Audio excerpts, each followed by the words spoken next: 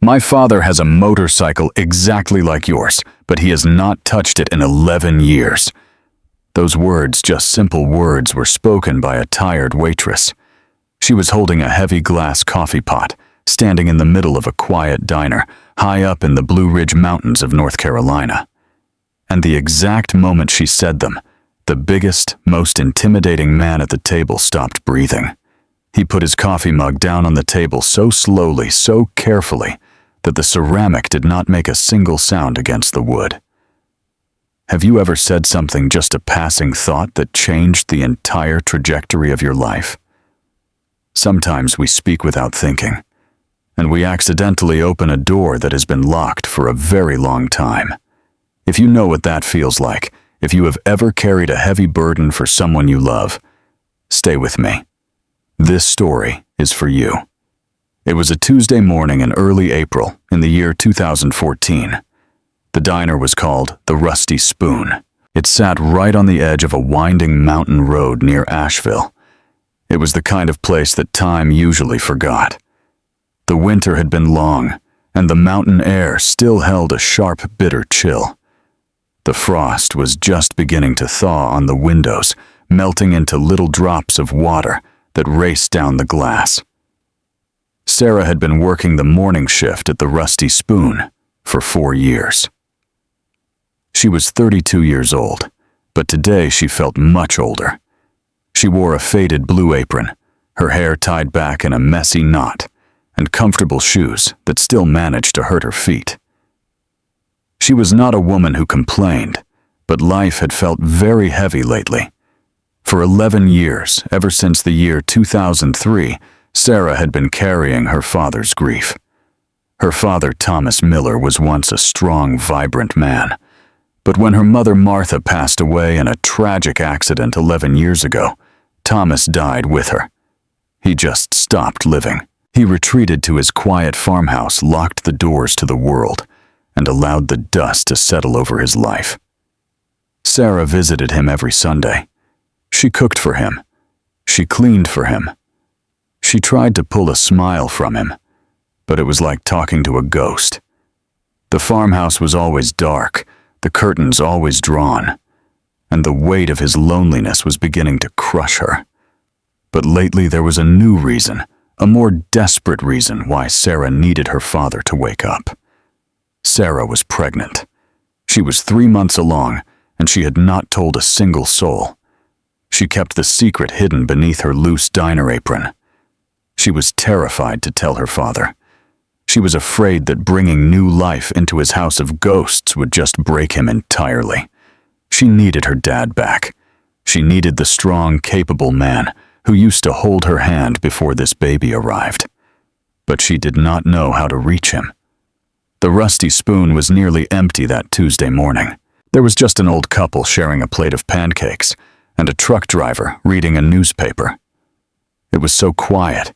You could hear the ancient refrigerator humming in the kitchen, and then the quiet broke. She felt it in her chest before she actually heard it. It started as a low rumble rolling up the mountain road, vibrating through the wooden floorboards of the diner. It sounded like thunder, but the sky was perfectly clear. The truck driver folded his newspaper. The old couple looked toward the window. Sarah walked behind the counter and watched as 5 massive, gleaming motorcycles pulled into the gravel parking lot. The chrome caught the pale morning sun flashing brightly. The engines roared deep and powerful, demanding space, demanding attention. The gravel crunched loudly as the heavy boots of the riders hit the ground. They moved with a specific kind of slow, unbothered confidence. They wore heavy leather jackets patched with colors and symbols that meant nothing to Sarah, but clearly meant everything to them. They looked like men who had ridden through 1,000 storms and survived every single one. The door to the diner opened, and the cold mountain air rushed in, bringing the smell of exhaust and pine trees and old leather. The men filled the space immediately. They did not have to speak to take over the room. Sarah watched them settle into the largest booth in the back corner. They were rough-weathered and dangerous-looking. Most people in the diner lowered their eyes, trying not to stare, trying to become invisible. But Sarah did not flinch. She had grown up around men like this. Long before the accident, long before the silence took over her home, her father used to ride. She knew the smell of engine oil and the sound of heavy boots. She grabbed a fresh pot of hot coffee, grabbed a stack of menus, and walked over to their table. "Good morning," she said, her voice steady and polite. "Can I start you all off with some coffee?" The man sitting at the head of the table looked up at her. He was a mountain of a man, somewhere in his mid-50s. His face was lined with deep, heavy creases, the kind of lines that come from years of driving into the wind and carrying too much regret. His hair was graying at the temples, and his dark eyes were incredibly sharp. His leather vest carried a patch that read, "Marcus Iron Vance." "Yes," Marcus said, his voice deep rumbling like the engines outside. "Coffee for everyone. Black." Sarah nodded and began to move around the table, filling the thick white ceramic mugs. The men were quiet. They did not joke. They did not laugh. They had the heavy, exhausted energy of people who had been riding for a very long time, running from something they could not outpace. To Marcus's right sat a tall, thin man with a sharp face, whose jacket read, "David Ghost Harrison." Next to him sat a massive, broad-shouldered man they called Big John, and at the end, a younger rider named Billy, looking nervous and tired. Sarah poured the coffee, moving methodically, letting her mind wander. She felt a sudden sharp ache in her lower back, a gentle reminder of the secret she was carrying. She took a deep breath, trying to push away the wave of morning sickness that had been haunting her all week. As she returned to Marcus to top off his mug, she happened to look out the large glass window. The bikes were parked in a neat row. But the one parked closest to the door, the one that clearly belonged to Marcus, caught her eye. It was a beautiful machine. It was a classic model, painted a deep, dark, midnight blue. The sunlight hit the curved metal of the fuel tank, revealing small silver details. It looked heavy grounded and deeply familiar. Sarah stopped pouring. She stared at the blue motorcycle through the glass. Her mind instantly traveled back down the mountain to a dark, dusty barn behind her father's quiet farmhouse. Inside that barn, hidden away in the darkest corner, sat a large, lumpy shape. It was covered by a heavy gray tarp. Dust had settled over the tarp, thick and gray, like a blanket of snow that never melts. 11 years ago, her mother Martha had saved every spare penny for 2 whole years to buy that exact same motorcycle for her father. It was the proudest moment of Martha's life. Her father had ridden it for just a few months, his face alive with joy, the wind in his hair. And then the accident happened. Martha was gone. The world ended, and the motorcycle, the final beautiful gift from the love of his life, was pushed into the barn, covered up and abandoned. Her father could not bear to look at it. He could not bear to touch it. Sarah did not mean to speak. She really did not.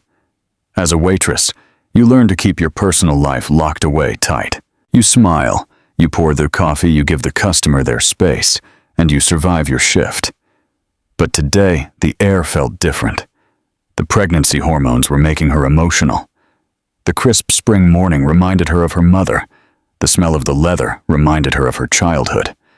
And her guard, just for a fraction of a second, slipped down.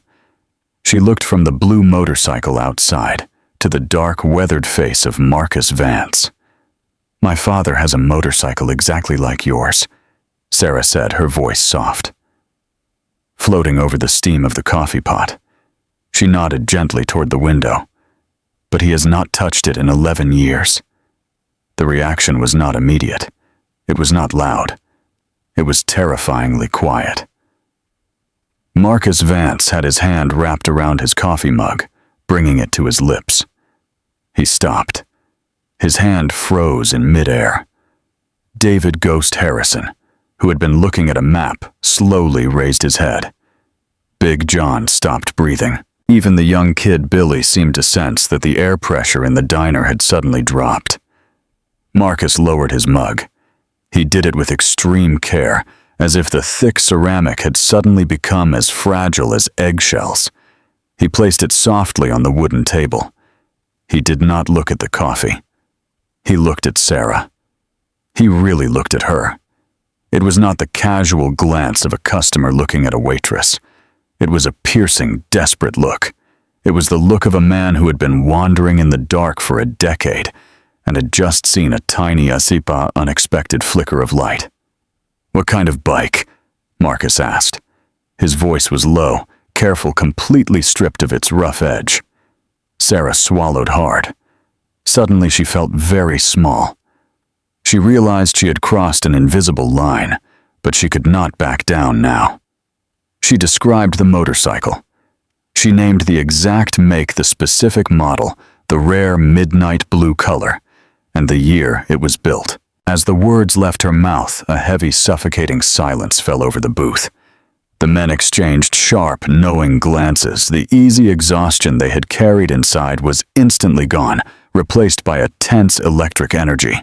"That is a very specific machine," Marcus said, his dark eyes searching her face, looking for something she did not understand. "Did your dad ride for a long time?" "He used to," Sarah said, shifting her weight nervously. She gripped the handle of the coffee pot tighter, seeking comfort in the familiar warmth. "A long time ago. He had a whole group of guys he rode with. They were like brothers. But that was before." She tried to offer a polite, dismissive smile, wanting to end the conversation, wanting to step back into the safety of being just a waitress. "Before what?" Marcus asked, and he leaned forward, ignoring her attempt to retreat. Sarah looked at his eyes. They were not cruel eyes. They were deeply, profoundly sad.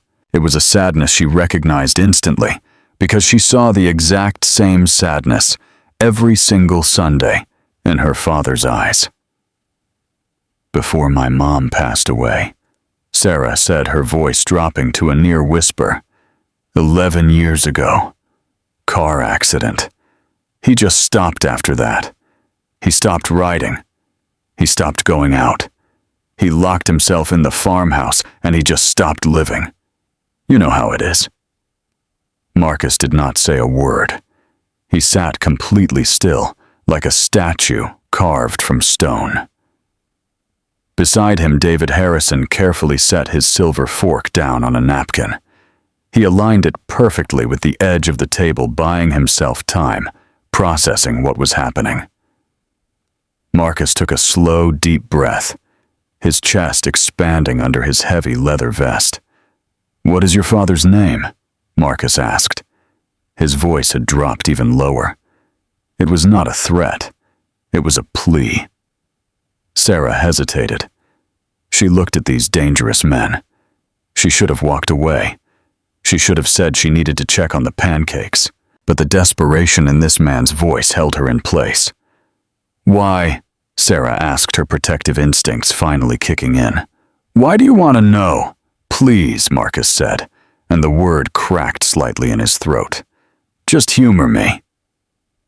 Sarah held his gaze for a long, heavy moment. She thought about her quiet father. She thought about the baby growing inside her.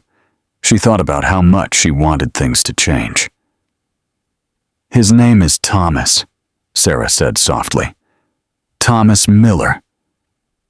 The name Thomas Miller hung in the warm air of the diner. It did not disappear, and it did not fade away. It hovered over the steaming coffee mugs, heavy and absolute.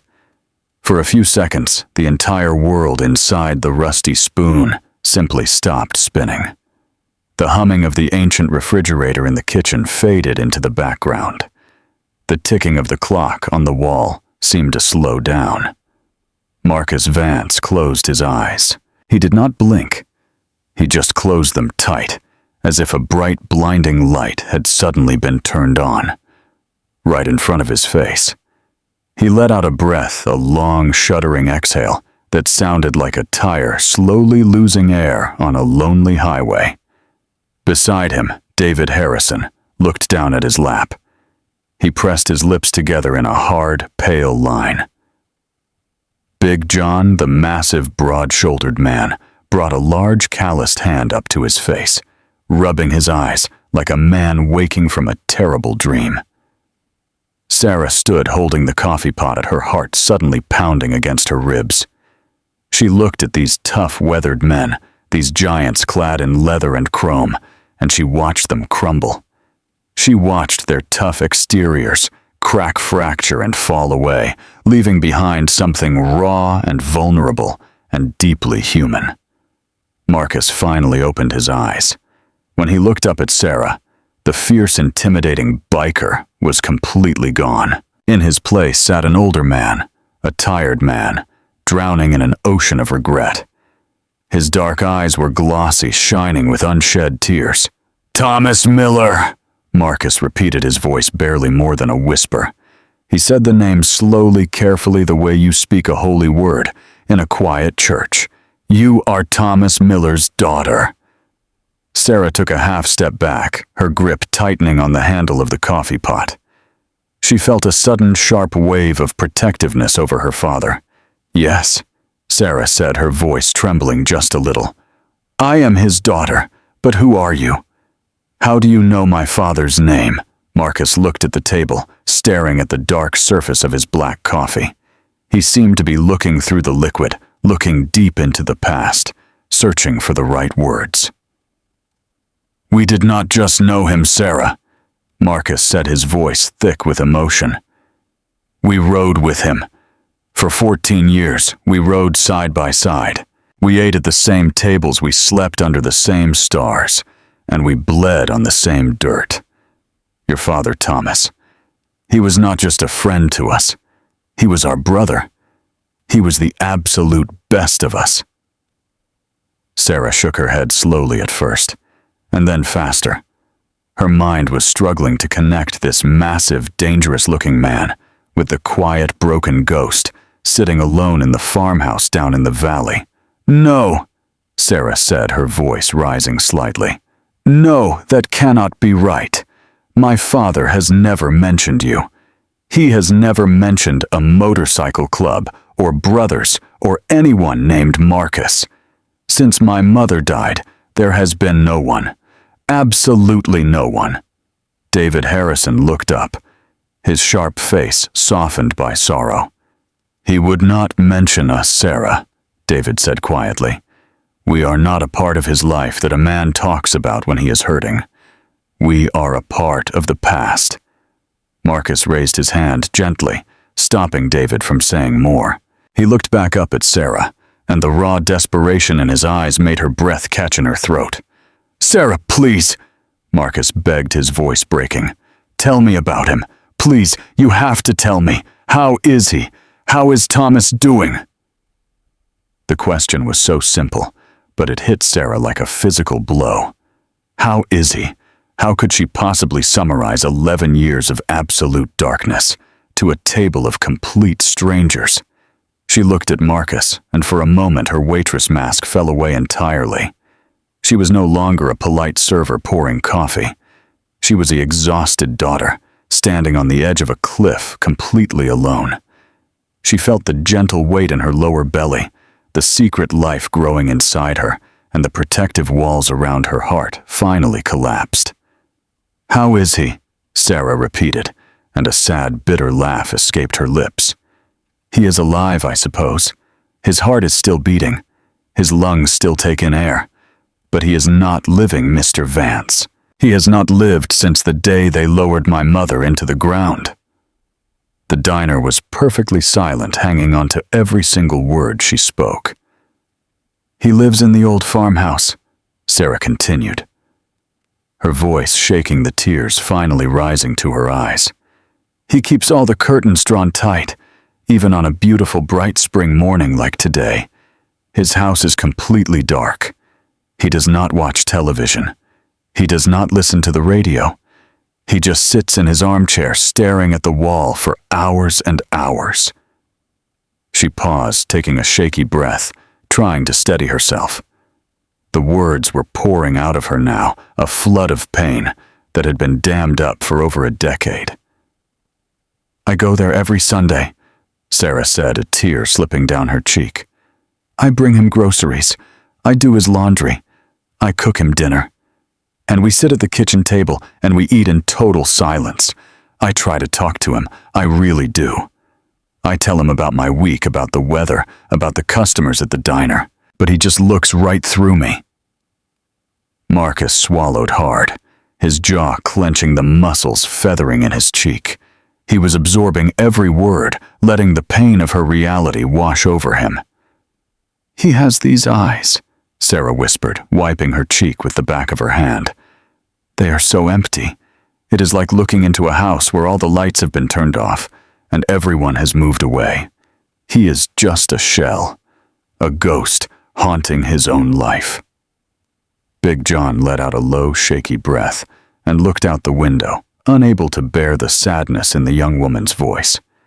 Sarah looked down at her apron. Her hand instinctively, unconsciously moved to rest over her lower stomach. "I cannot fix him." Sarah confessed, the absolute heartbreak bleeding into her words. "I have tried for 11 long years to be enough for him. I thought my love would be enough to bring him back, but it is not. I am exhausted, and lately things are changing. I need him back. I really desperately need my dad to wake up, because I cannot carry his grief anymore. I am too tired." She did not say the words out loud. She did not tell them she was pregnant, but she did not have to. The exhaustion, the deep, desperate plea for help, was written in every line of her face. She was a daughter crying out for her father to a room full of men who had abandoned him. Marcus stared at her, his heart shattering into 1,000 jagged pieces. The image of Thomas Miller, his strong, fearless, loyal brother sitting in a dark room staring blankly at a wall, was a nightmare he could barely comprehend. Marcus had spent 11 years imagining Thomas living a quiet, peaceful life. He had convinced himself that Thomas just needed space, that Thomas was healing on his own, that Thomas was better off without the chaos of the club. It was a lie. It was a comfortable, cowardly lie, and Sarah had just burned it to the ground. Thomas was not healing. Thomas was drowning in the dark. And Marcus, the man whose life Thomas had once saved, had left him there to drown. Marcus felt a cold, crushing weight press down on his chest. It was the weight of a decade of silence, a decade of cowardice, a decade of failing the best man he had ever known. He slowly pushed his coffee mug away. He placed his large, scarred hands flat on the wooden table. He looked at David, and then at Big John. No words were spoken, but a silent, unbreakable agreement passed between them. The time for running was over. The time for hiding behind excuses was gone. Marcus turned his dark, sorrowful eyes back to Sarah. The tears had finally spilled over his eyelashes, tracking slowly down his weathered cheeks, disappearing into his rough beard. He did not try to wipe them away. He did not care who saw him cry. "Sarah," Marcus said, his voice thick, heavy, and absolute. "We made a terrible mistake. A long time ago, we left a good man behind when he needed us the most. We made a terrible mistake. A long time ago, we left a good man behind when he needed us the most." Those words hung heavily in the quiet air of the Rusty Spoon.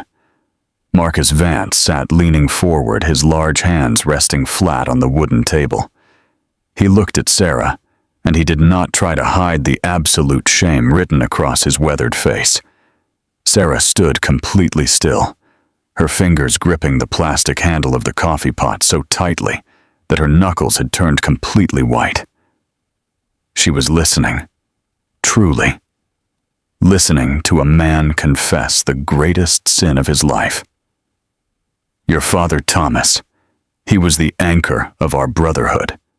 Marcus said, his voice a low, steady rumble completely devoid of pride. In a world full of chaotic, broken men, Thomas was the solid ground. He was the one who kept us honest.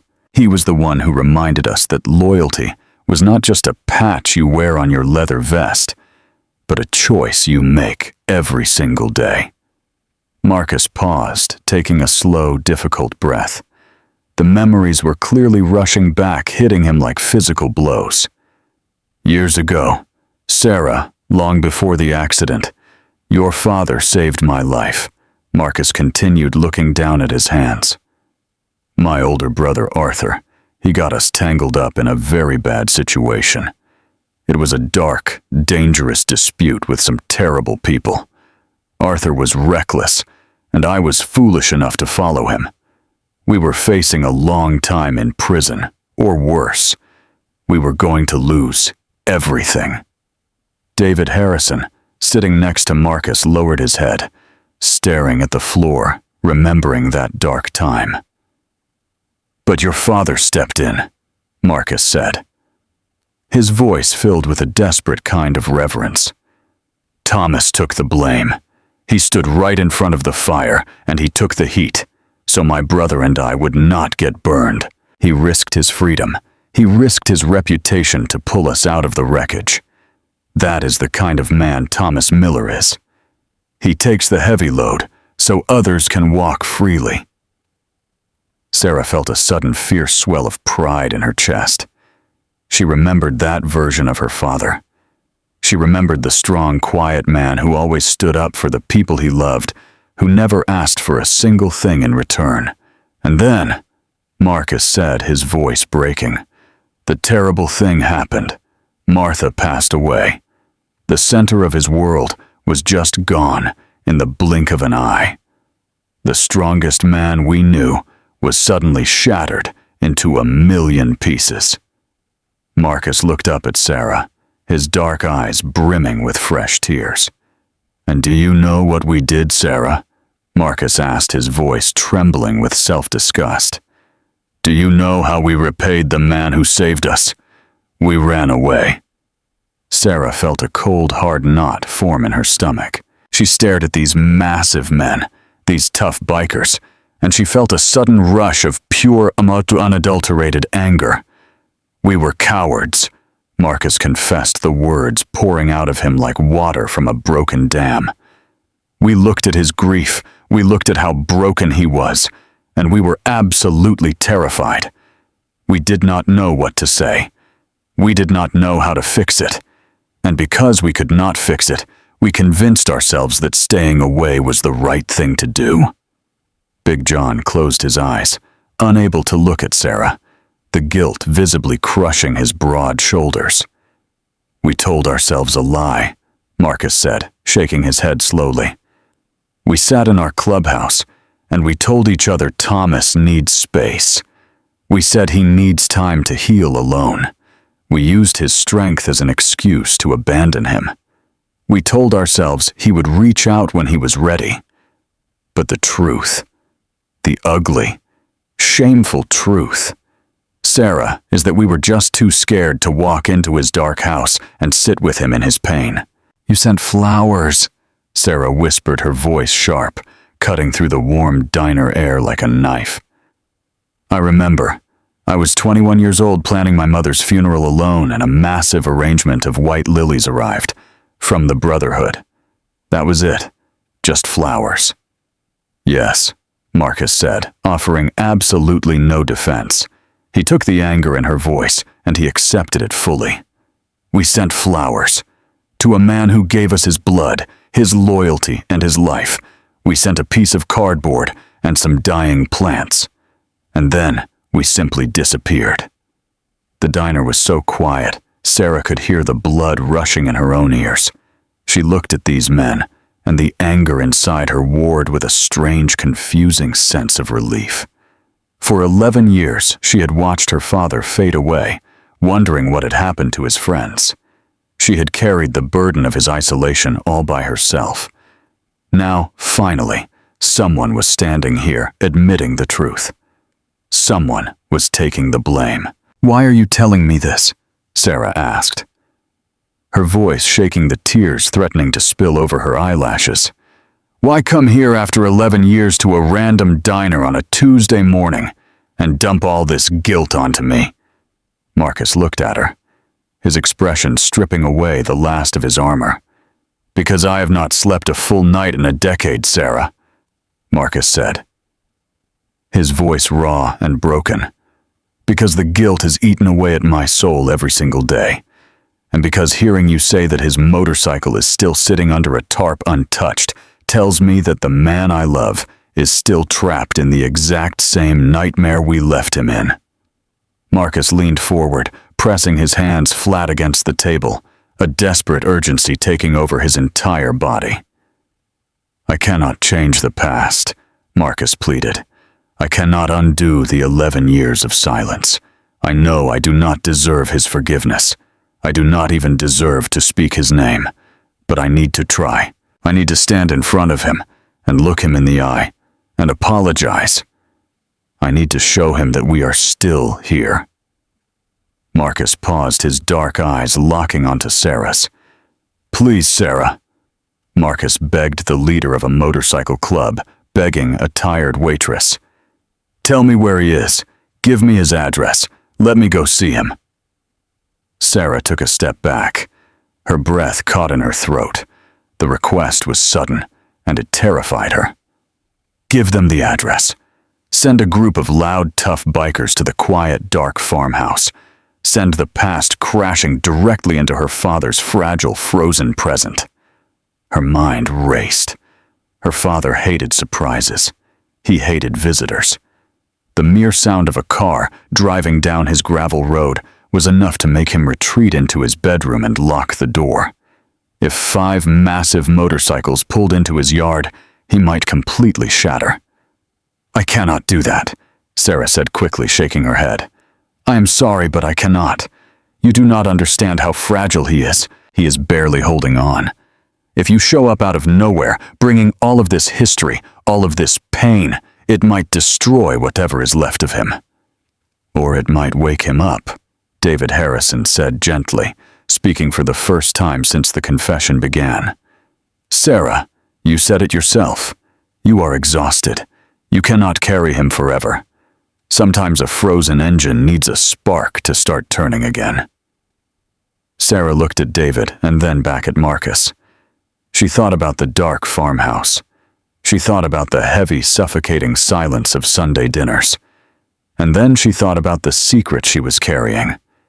She placed her hand over her apron, resting it gently against her stomach. She thought about her unborn child. She wanted her child to know a grandfather who smiled, a grandfather who told stories, a grandfather who was actually alive.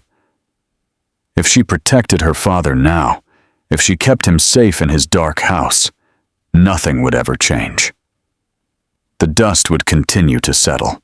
The motorcycle would continue to rot under the tarp, and Sarah would continue to carry the burden until it finally broke her. Maybe David was right. Maybe a spark was exactly what Thomas Miller needed. Sarah let out a long, shaky breath. She set the glass coffee pot down on the edge of the table. Her hands were trembling. "I will not just give you his address," Sarah said, her voice finding a sudden strong resolve. "He is my father, and it is my job to protect him. I do not care how many miles you rode to get here." Marcus nodded slowly, accepting her terms, accepting the boundary she was drawing. "But," Sarah continued, reaching her hand into the pocket of her faded apron. She pulled out her cell phone. "I will call him, right now. I will tell him who is sitting in my diner. I will tell him what you said. And if he says no, if he tells me to send you away, you will pay your bill, you will leave this mountain, and you will never, ever come back. Do you understand?" Marcus looked at the small cell phone in her hand. It looked like the most important, terrifying object in the entire world. He looked up at Sarah, and he gave a single firm nod. "I understand," Marcus said. "If he says no, We ride away. You have my word." Sarah looked at the table of men. They were all watching her completely silent, completely still, waiting for the verdict. She took a deep breath, trying to calm the wild beating of her heart. She unlocked her phone, found her father's name, and pressed the green button to call. The phone rang loud and sharp against Sarah's ear. She closed her eyes, listening to the hollow sound echoing across the cellular network. It rang once. It rang twice. It rang a third time. She held her breath, waiting for the familiar, inevitable pattern.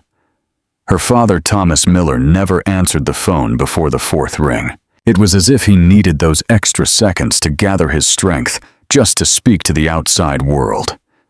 On the fourth ring, the line clicked open. "Sarah," Thomas said. His voice was rough, like dry leaves scraping across a wooden porch. It was the voice of a man who had not spoken a single word to anyone all morning. "Is everything all right? Are you okay?" Sarah opened her eyes and looked at the 5 men sitting perfectly still in the booth across from her. Marcus Vance was watching her, his dark eyes wide, full of a desperate, terrifying hope. "I am fine, Dad," Sarah said, keeping her voice steady despite the shaking in her hands. "I am at work. The diner is quiet today. But I need to tell you something. I need you to listen to me, and I need you to stay on the phone. Please." A long, heavy silence filled the line. Sarah could hear the faint scratching sound of static. She could picture her father sitting in his faded armchair, the curtains pulled tight against the bright spring morning. "Okay," Thomas said, his voice dropping, filled with a sudden protective caution. "I am listening. What is it?" Sarah took a deep breath, filling her lungs with the warm, coffee-scented air. She looked directly into Marcus's eyes, holding his gaze as she spoke the words. "There are 5 men sitting here in the Rusty Spoon," Sarah said, speaking slowly, clearly making sure every word landed. "They ride motorcycles, big, loud motorcycles, and the man sitting at the head of the table says he knows you. He says his name is Marcus Vance. They call him Iron." The silence that followed was not like the silence before. It was not the tired, empty silence of a lonely old man. It was sharp. It was electric. It was the sound of a match striking a rough surface in a room filled with gasoline. Sarah heard a sharp intake of breath. She heard the sound of fabric moving, as if her father had suddenly sat up straight, pulling himself out of the deep, sunken cushions of his chair. "Where did you hear that name, Sarah?" Thomas asked. The dry, scratchy tone was completely gone. His voice was suddenly deep, hard, and terrifyingly clear. It was a voice she had not heard in 11 years. It was the voice of a protector. "He is right here, Dad," Sarah said, her voice trembling slightly. "He is sitting 10 feet away from me. He came in for coffee, and he saw me looking at his bike. It is a blue bike, Dad, just like yours, just like the one in the barn." "Did he talk to you?" Thomas demanded, his anger rising, cutting through the static. "Did he bother you, Sarah? Tell me right now." No, he did not bother me," Sarah said quickly, wanting to calm the sudden storm. "He was polite. But Dad, he is crying. This massive, tough man is sitting in my diner, and he is crying. He told me everything. He told me about the time you saved him. He told me about his brother Arthur. He told me how you took the blame to keep them out of prison." Thomas let out a long, shuddering breath. It sounded like a physical pain ebbing through the phone line. "He should not have told you that," Thomas said, his voice dropping to a harsh whisper. "That is not your burden to carry, Sarah. That is the past. It is dead and buried." "He says he made a mistake, Dad," Sarah continued, pushing forward, ignoring her father's attempt to shut the door. "He says he was a coward. He told me that when Mom died, he ran away because he was too scared to look at your pain. He admitted it, Dad. He owned every single piece of it. And he is begging me right now for your address. He wants to come see you." "No," Thomas said instantly aggressively. "Absolutely not. Do not give him the address, Sarah. You tell him to get on his bike and you tell him to ride away. I do not want to see him. I do not want him near my house. We have nothing to say to each other." Sarah closed her eyes again. She felt the familiar heavy weight of her father's stubbornness. For 11 years he had pushed the world away. It was safe in the dark. It was easy to be alone. But she could not let him hide anymore. She placed her hand over her stomach, feeling the tiny secret life inside her, and she found her courage. "Dad, please," Sarah said, her voice cracking, completely vulnerable. "I am so tired. I am so incredibly tired of watching you fade away. I come to your house every Sunday, and I watch you pretend to be alive. You are not living. You are just waiting to die." "Sarah, do not do this," Thomas pleaded, his voice breaking. "I have to," Sarah said, the tears finally falling down her cheeks. "I cannot carry this grief for you anymore. I need my father back. I need you to wake up. Marcus Vance is sitting here, carrying 11 years of guilt. He wants to apologize. He wants to make it right. You do not have to forgive him. You can yell at him. You can throw him off your porch. But you have to let him try." The line went completely silent.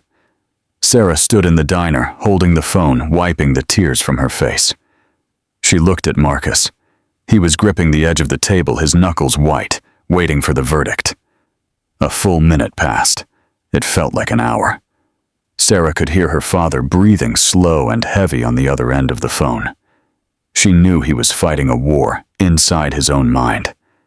He was fighting the fear of opening the door against the love he had for his daughter. Finally, the breathing stopped. A decision was made. "Tell him," Thomas said, his voice exhausted, defeated, but incredibly brave. "Tell him I still live at the end of Willow Creek Road. Tell him to look for the rusted red mailbox. He knows the way."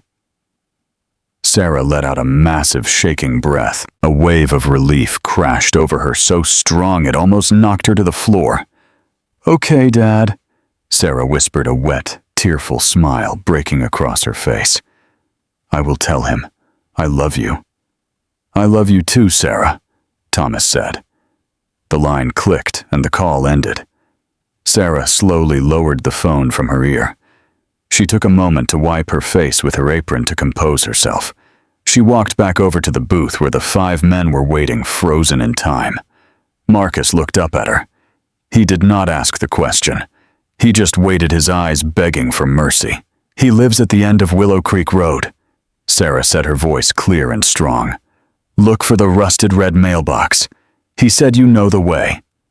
Marcus Vance closed his eyes. A tear slipped down his rough cheek, and he nodded a slow, deep nod of absolute gratitude. He reached into the inside pocket of his heavy leather vest. He pulled out a thick roll of bills and placed a large stack of money on the table. It was far more than the cost of the coffee. He did not say a word about it. Marcus stood up. He was massive, towering over the table. The other 4 men stood up with him, moving in perfect silent synchronization.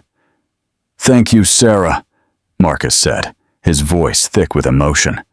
"You are a good daughter. Your mother would be very proud of you."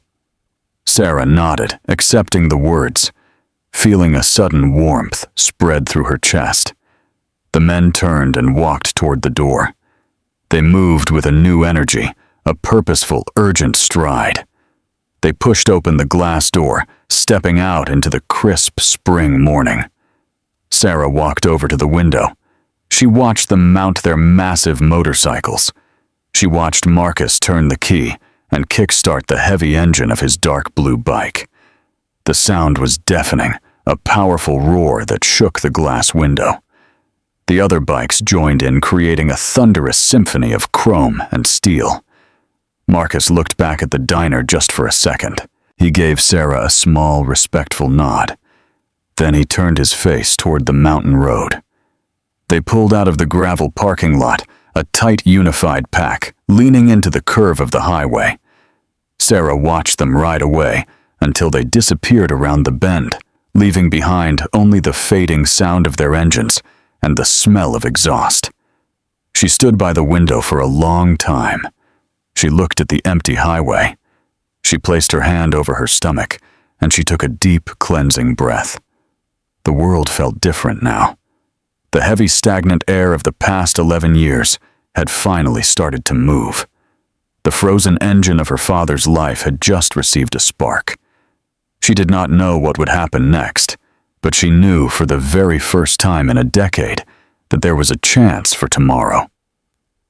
The ride up Willow Creek Road was cold. The April wind cut right through their heavy leather jackets, biting sharply at their skin. The road was a narrow, winding path, cutting deep through the heavy pine trees, climbing higher and higher into the Blue Ridge Mountains. Marcus rode at the very front of the pack. He did not look at the beautiful green scenery. His eyes were fixed completely on the gray asphalt, counting the miles, counting the years. He felt a heavy, painful, twisting knot in his stomach. He was riding toward a ghost he had helped create. They saw the mailbox long before they saw the actual house. It was leaning heavily to the side, covered entirely in thick brown rust, looking completely forgotten by the world. Marcus slowed his motorcycle down, signaling gently to the men behind him. They turned their heavy bikes onto the dirt driveway. The loose gravel crunched loudly under their thick tires. The farmhouse sat at the very end of the dirt road. It looked exactly the way Sarah had described it in the diner. The white paint was peeling, falling away from the wood in large, sad flakes. The curtains were drawn tight, pulled completely shut across every single window. It looked like a house holding its breath, refusing to let even a single drop of sunlight inside. Off to the right side of the property sat an old weathered wooden barn. The large, heavy doors were shut tight, locked from the outside. Marcus stared at the barn, knowing exactly what was waiting inside, resting in the dark beneath a heavy gray tarp. One by one, the 5 powerful engines cut off. The sudden silence was absolute and terrifying. Out here, deep in the mountains, there was no city noise. There were no cars, no sirens, no voices. There was only the sound of the wind rustling slowly through the tall pine branches. Marcus kicked his metal stand down, securing his bike. He took off his thick leather gloves, moving very slowly, trying desperately to steady his shaking hands. David Harrison stepped up, standing closely beside him. Big John and Billy hung back near the motorcycles, keeping their heads down, giving their leader space. "Are you ready?" David asked, his voice low, almost a whisper.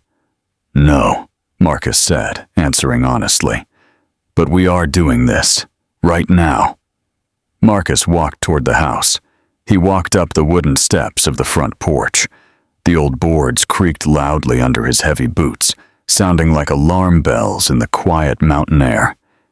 He stood in front of the solid oak door. He took a massive breath, raised his large fist, and knocked. 3 slow, heavy knocks. He waited. He listened. He heard slow, heavy footsteps inside, moving carefully across the wooden floorboards. The brass deadbolt clicked, echoing loudly in the quiet space. The door slowly opened. Thomas Miller stood in the doorway. He was 62 years old, but the grief made him look much older. His hair, once dark and thick, was completely gray, wild, and uncombed. His broad shoulders, which used to carry the weight of the entire Brotherhood, were stooped forward, heavy with exhaustion. He wore a faded, wrinkled flannel shirt and worn-out jeans. He looked like a man who had survived a terrible, devastating war, only to come home to an entirely empty world. But his eyes, his dark, deep-set eyes, had not changed at all. They were sharp, focused, and entirely awake. Thomas looked at Marcus. He looked at David standing on the steps. He looked past them, taking in the massive shining motorcycles parked in his messy driveway. "You brought an army to my front door," Thomas said. His voice was incredibly rough, dry, and raspy from years of absolute silence. "We came together," Marcus said, his voice trembling slightly, fighting to stay steady. "Because we failed you together." Thomas did not blink. He did not smile. He simply took a slow step backward and pushed the heavy wooden door open wider. "Come inside," Thomas said. He offered no warmth, no welcome, no comfort. It was just a simple, firm command. Marcus stepped over the threshold, taking off his sunglasses, letting his eyes adjust to the dim light. David followed closely behind him. The inside of the house smelled like stale air, old wood, and profound, suffocating loneliness. It was cold inside, somehow colder than the crisp spring air outside. The living room was neat, but it was completely lifeless. The fabric on the furniture was faded. There were absolutely no photographs on the walls. It was not a home. It was a tomb designed for a man who was still breathing. Thomas pointed a rough, calloused finger toward the kitchen.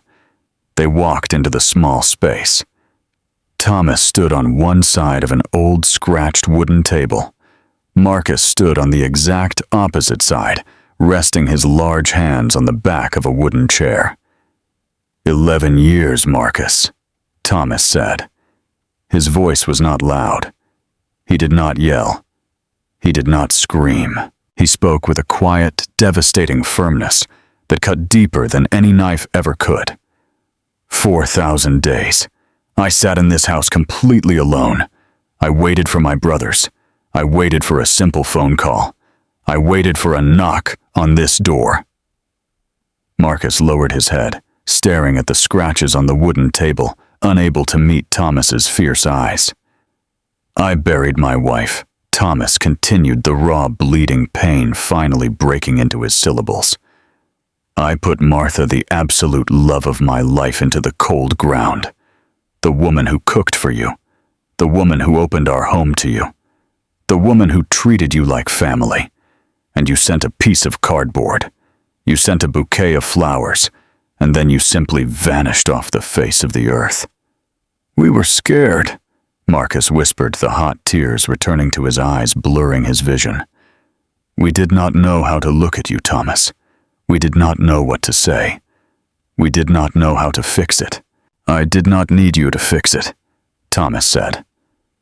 His voice finally cracking, the absolute heartbreak shattering through his tough, guarded exterior.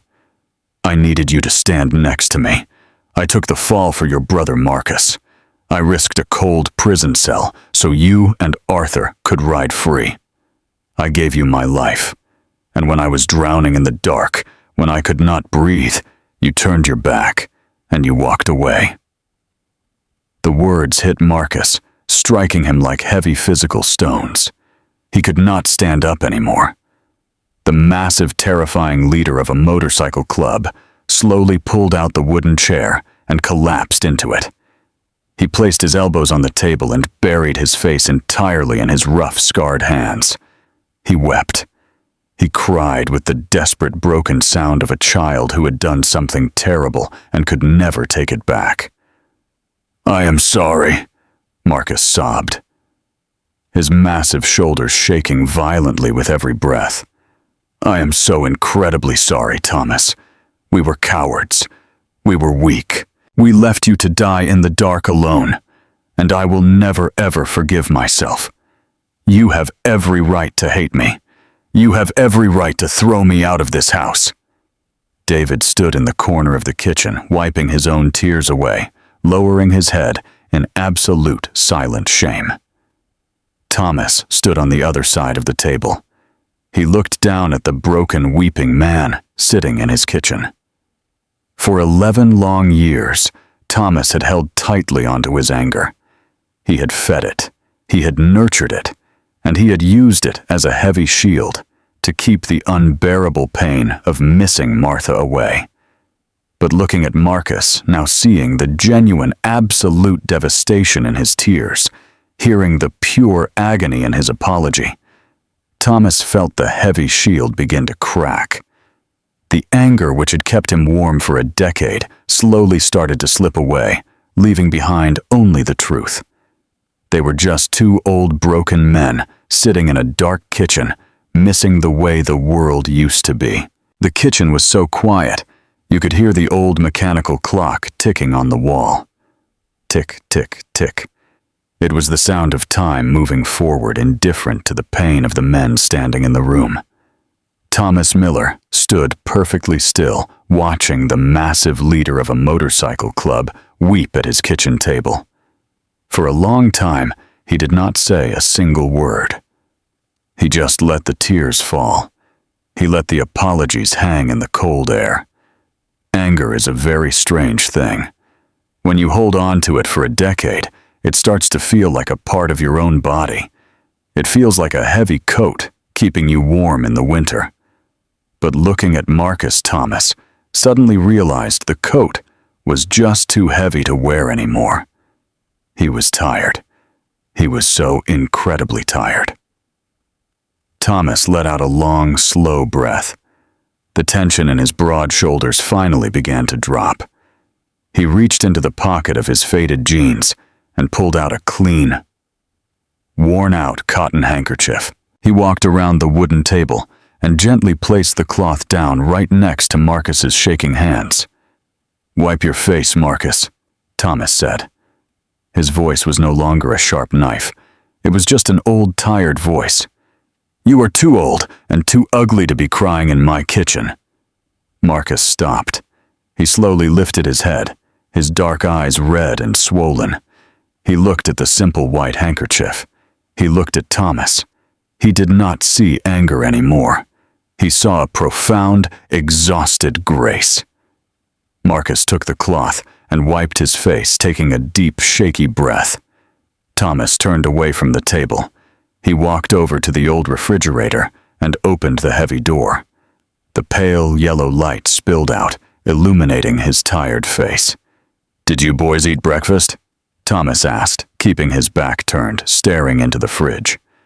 Marcus blinked, completely confused by the sudden, ordinary question. He looked at David, who was standing in the corner looking equally surprised. "No," Marcus said, his voice thick and raspy. "No, Thomas, we did not eat." "Well," Thomas said, pulling out a large carton of eggs and a package of thick-cut bacon. "You cannot ride back down that mountain on an empty stomach. The wind will blow you right off the road. David, go outside. Tell John and the kid to come inside. Tell them to wipe their boots before they step on my floor." David Harrison let out a breath he did not know he was holding. A tiny, fragile smile ghosted across his sharp face. "Yes, Thomas," David said, his voice filled with absolute gratitude. "I will go get them right now." David walked out the front door, leaving Marcus and Thomas alone in the kitchen. Thomas moved over to the stove. He turned the dial, and a ring of blue fire flared to life beneath a heavy cast-iron skillet. He placed the thick strips of bacon into the pan. The sudden loud sizzle filled the room, followed instantly by the rich, warm, familiar smell of cooking meat. It was a simple smell, an ordinary smell, but in a house that had been dead for 11 years, it felt like a miracle. It smelled like Sunday mornings. It smelled like life. The front door opened, and heavy footsteps moved down the hallway. Big John stepped into the kitchen first. He was a giant of a man, making the small room feel incredibly crowded. He took off his leather vest, holding it respectfully in his hands. Behind him came the young kid, Billy. Billy looked absolutely terrified, his eyes darting around the room, completely unsure of what to do or where to stand. "Sit down," Thomas commanded, pointing to the wooden chairs with a metal spatula. "All of you, find a seat." The men moved quietly, pulling out the chairs, their heavy boots scraping softly against the linoleum floor. They sat around the small, scratched table. It was a tight fit, Their broad shoulders bumped against each other, filling the empty space, making the house feel full for the very first time in a decade. Thomas cracked the eggs into a large glass bowl. He whisked them with a steady, rhythmic motion. He poured the bright yellow eggs into the hot pan, adding a thick slice of butter. Nobody spoke. The men just watched him cook. They watched his hands. The same hands that had fixed their motorcycles. The same hands that had pulled them out of danger. The same hands that had buried a beautiful wife. Thomas grabbed a stack of ceramic plates from the cupboard. He divided the food, piling the hot, steaming eggs and the crispy bacon onto the white plates. He placed a plate down in front of Marcus. He placed one in front of David, then Big John, and finally, the young kid Billy. He poured hot black coffee into faded, mismatched mugs. Then Thomas pulled out his own chair and sat down at the head of the table. "Eat," Thomas said gently. The men picked up their silver forks. They began to eat. At first, the silence was tense, heavy, with the unsaid apologies and the ghosts of the past. The only sound was the quiet clinking of silverware against ceramic. Billy, the young rider, was visibly shaking. He took a bite of his eggs and looked up at Thomas, his eyes wide with nervous respect. "These are really good eggs, sir," Billy stammered, his voice cracking slightly. "Thank you for having us in your home." Thomas looked at the young boy. He saw the innocence, the eager desire to be a part of the Brotherhood. "You do not have to call me Sir Son," Thomas said, his voice softening. "My name is Thomas. What do they call you?" "Billy," the boy answered quickly. "Just Billy." Thomas nodded slowly. "Eat your food, Billy. You need meat on your bones to hold up a heavy bike." Big John cleared his throat, setting his fork down for a moment. He looked at the kitchen counter, looking at an old faded floral tin sitting by the window. "Martha used to keep her homemade biscuits in a tin just like that," Big John said.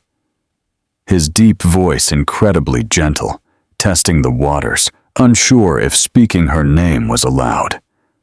The table froze. Marcus held his breath, waiting for the anger to return, waiting for Thomas to shatter. But Thomas did not shatter. He looked at the floral tin, and his dark eyes softened, filling with a quiet, bittersweet light. "She did," Thomas said, his voice barely a whisper. "She kept them right there. She always said you boys were bottomless pits. She would bake 24 biscuits on a Saturday morning, and David would eat half of them before they even cooled down." David let out a sudden short laugh. It was a rusty sound, filled with a mixture of pure joy and deep sorrow. It was true. David admitted, a tear slipping down his cheek, catching in his smile. "I could not help it. Martha made the best biscuits in the entire state of North Carolina. They were like clouds, Thomas. Literal clouds." Marcus smiled, a real, genuine smile, looking down at his plate. "Do you remember?" Marcus started, his voice thick with nostalgia. "That summer in '99. We broke down on the side of the highway just outside of Asheville. The sun was beating down 95 degrees, and we were stranded for 6 hours." "I remember," Thomas said, his lips twitching upward, forming the very beginning of a smile. "Arthur forgot to check the oil lines." "He did," Marcus laughed softly, shaking his head. "We were starving, absolutely miserable. And then an old pickup truck pulls over. And there is Martha. She drove all the way out there with a cooler full of cold beers and a massive tray of ham sandwiches. She saved our lives that day," Big John added, smiling widely, his massive hands resting on the table. "I thought I was going to pass out from the heat, but she just walked up, handed me a sandwich, and told me to stop whining." Thomas let out a sound. It started deep in his chest.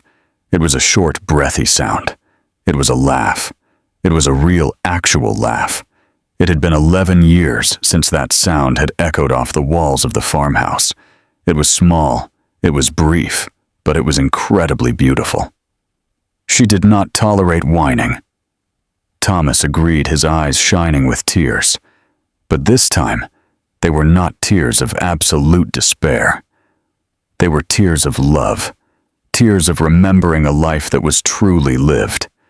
The ice in the room, the thick frozen glacier that had separated them for over a decade, finally broke. They sat around the table, eating their simple meal, and they talked. They talked about the old days. They talked about the rides through the mountains, the rainstorms they had outrun, and the quiet nights sitting around a campfire. They did not talk about the funeral. They did not talk about the 11 years of painful silence. They just sat together, breaking bread, allowing the memories of the good times to fill the dark corners of the lonely house. For the first time in 4,000 days, Thomas Miller did not feel like a ghost. He felt the warmth of the coffee mug in his hand. He heard the deep rumbling laughter of the men he used to call brothers. He was not completely healed. A single plate of eggs and a few old stories could not erase the profound damage of a decade. But as he sat at the head of the table listening to David tell a ridiculous story about a broken tire, Thomas realized something incredibly important. He realized he wanted to live again. He wanted his daughter Sarah to stop worrying. He wanted to see the spring flowers bloom in the yard without feeling like it was an insult to his grief. Marcus watched Thomas from across the table. He saw the subtle change in his friend's face. He saw the color returning to his cheeks. Marcus placed his fork down and leaned forward, his elbows resting on the wooden table. He looked directly at Thomas, his dark eyes filled with a new, quiet determination. "Thomas," Marcus said softly, waiting for the laughter at the table to die down. "The meal was incredible. Thank you. But we both know that is not the only reason I drove up this mountain today." Thomas looked at him, his small smile fading, replaced by a quiet, serious understanding. "I know, Marcus," Thomas said, taking a slow sip of his black coffee. Marcus nodded, his eyes shifting slightly, looking past the kitchen, looking through the walls of the house toward the yard outside. "Sarah mentioned the barn," Marcus said, his voice gentle, careful but completely firm. "She said the blue motorcycle is still in there, under a tarp." The kitchen went perfectly still. The heavy emotional weight suddenly returned to the air, settling over the men like a thick blanket. Thomas set his coffee mug down. He looked at his hands. He thought about the heavy gray tarp. He thought about the 11 years of dust. He thought about the last time he saw Martha smiling, holding the silver keys in her hand. The kitchen fell completely silent again. The mention of the barn, the mention of the blue motorcycle, brought the heavy reality of the past right back into the room. Thomas Miller sat perfectly still. He stared at his hands, tracing the deep lines in his palms. He did not look angry, but he looked incredibly sad. "She bought it for my 50th birthday," Thomas said, his voice dropping to a low, rough whisper. "Martha saved her grocery money every single week for 2 entire years. She hid it in a coffee can under the sink. She wanted to give me something special. She wanted to give me freedom." Marcus nodded slowly, listening to every word, honoring the memory. "I wrote it for a few months," Thomas continued, closing his eyes. "And then she was gone. I pushed the bike into the barn, I covered it up, and I locked the door. I could not look at it, Marcus. Looking at it felt like a betrayal. How could I feel the wind in my face? How could I feel that kind of joy when she was in the ground?" "I understand," Marcus said, gently, keeping his voice soft, leaving plenty of space between his words. "I really do, Thomas. Grief makes us lock things away. It makes us hide the things we love. Because the love just hurts too much. Thomas opened his eyes, looking directly at the leader of the club. But you cannot leave it in the dark forever, Marcus said. His dark eyes filled with absolute sincerity. A machine like that, a gift like that, it was built to be out in the sun. It was built to run. Leaving it in the dark, Thomas, it is not honoring her memory. It is just burying another piece of yourself. Thomas took a long, deep breath. He looked around the small kitchen, looking at the empty plates, looking at the men sitting at his table. He felt a strange quiet shifting in his chest. It was fear, yes, but it was also a tiny, fragile spark of courage. He placed his hands flat on the wooden table and pushed himself up. He stood tall, his broad shoulders straightening just a little bit.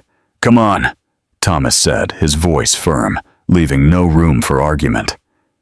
He walked out of the kitchen, his heavy boots sounding loud against the floorboards. Marcus stood up instantly, following closely behind him.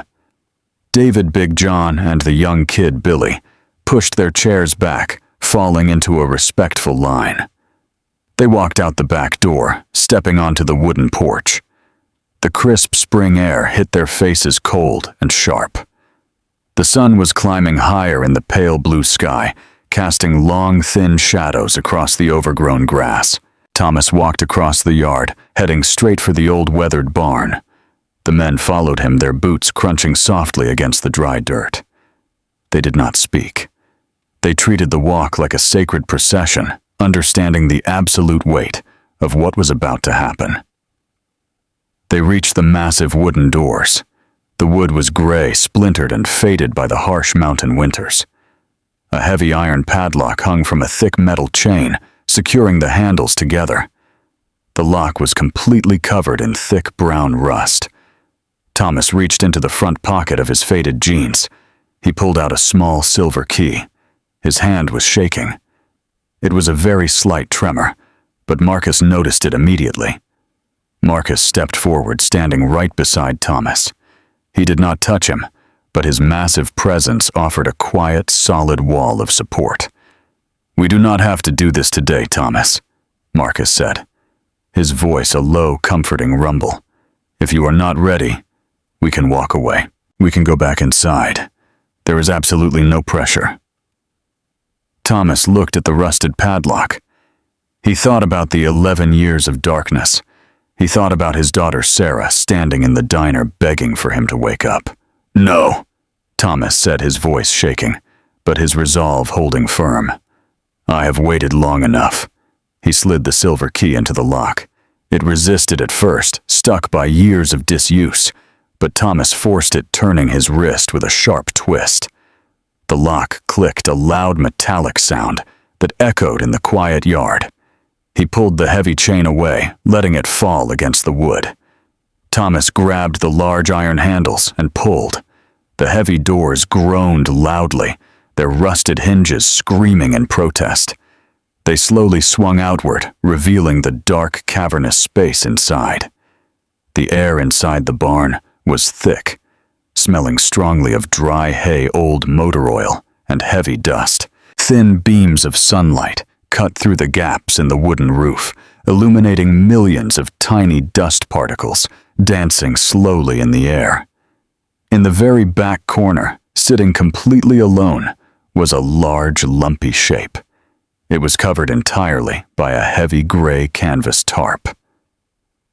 Thomas walked into the barn, his footsteps completely silent against the dirt floor. The other men stayed by the entrance, hanging back, giving him the space he needed. He stopped right in front of the tarp. He stood there for a long time, just breathing, letting the reality of the moment wash over him. His heart was beating wildly against his ribs. He reached out, his rough, calloused hands. He grabbed the thick fabric of the tarp, gripping it tightly in his fists. He closed his eyes, took one final shaking breath, and he pulled.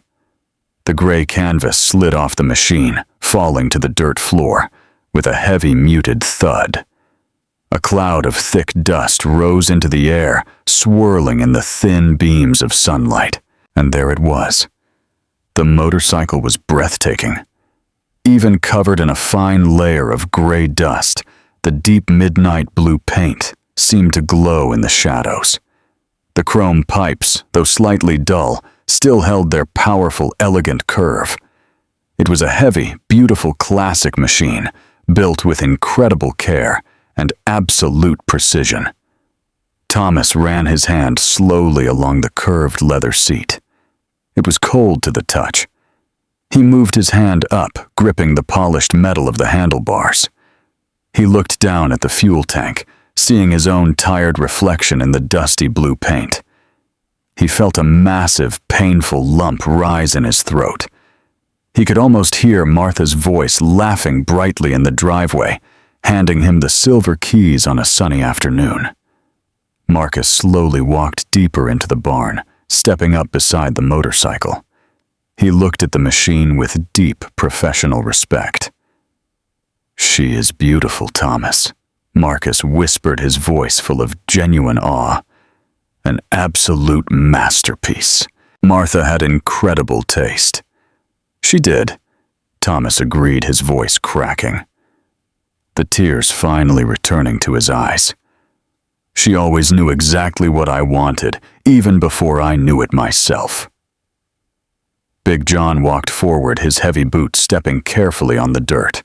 He knelt down beside the engine, his massive hands hovering over the metal, looking at it with the trained eye of a master mechanic. "She has been sitting a long time, Thomas," Big John said, his deep voice analytical, focused on the metal. "The tires are completely flat, rotted from sitting in one place. The fuel lines are definitely dry, probably cracked. The battery is completely dead, and the oil needs to be flushed out, completely drained." Thomas looked down at Big John. He felt a sudden heavy wave of defeat. The machine was beautiful, but it was broken. It was frozen in time, just like he was. "I cannot fix it," Thomas said, his voice hollow, stepping back from the bike. "I do not have the parts. I do not have the energy. It is too far gone." Marcus turned, placing his large hand firmly on Thomas's shoulder. The grip was strong, grounding, pulling Thomas back from the edge of his despair. "You do not have to fix it alone," Marcus said, looking directly into Thomas's eyes. "That is what a brotherhood is for. We share the heavy lifting." Thomas shook his head gently. "I am not asking for your charity, Marcus. I am not a project for you to fix, so you can clear your conscience." "This is not charity, Thomas," Marcus said, his voice rising slightly, filled with absolute conviction. "And it is not about clearing my conscience. My conscience will be stained for the rest of my life, and I accept that. This is about honoring a good man. This is about waking up a beautiful machine." Marcus stepped back, pointing to the midnight blue motorcycle. "Big John knows every single bolt on this model," Marcus said, his voice taking on the commanding tone of a leader. "I have a contact in Charlotte, a guy who runs a salvage yard. He has every vintage part we could ever need. New tires, fresh fuel lines, a brand new battery." Thomas looked at the motorcycle, and then back at Marcus, his heart pounding in his chest. "I am making you a promise, Thomas," Marcus said, his dark eyes fierce and absolute. "Today is Tuesday. I promise you on my life we will be back here on Saturday morning. We will bring the parts. We will bring the tools. And we will not leave this mountain until this engine turns over and roars back to life." The barn was completely silent except for the soft rustling of the wind outside.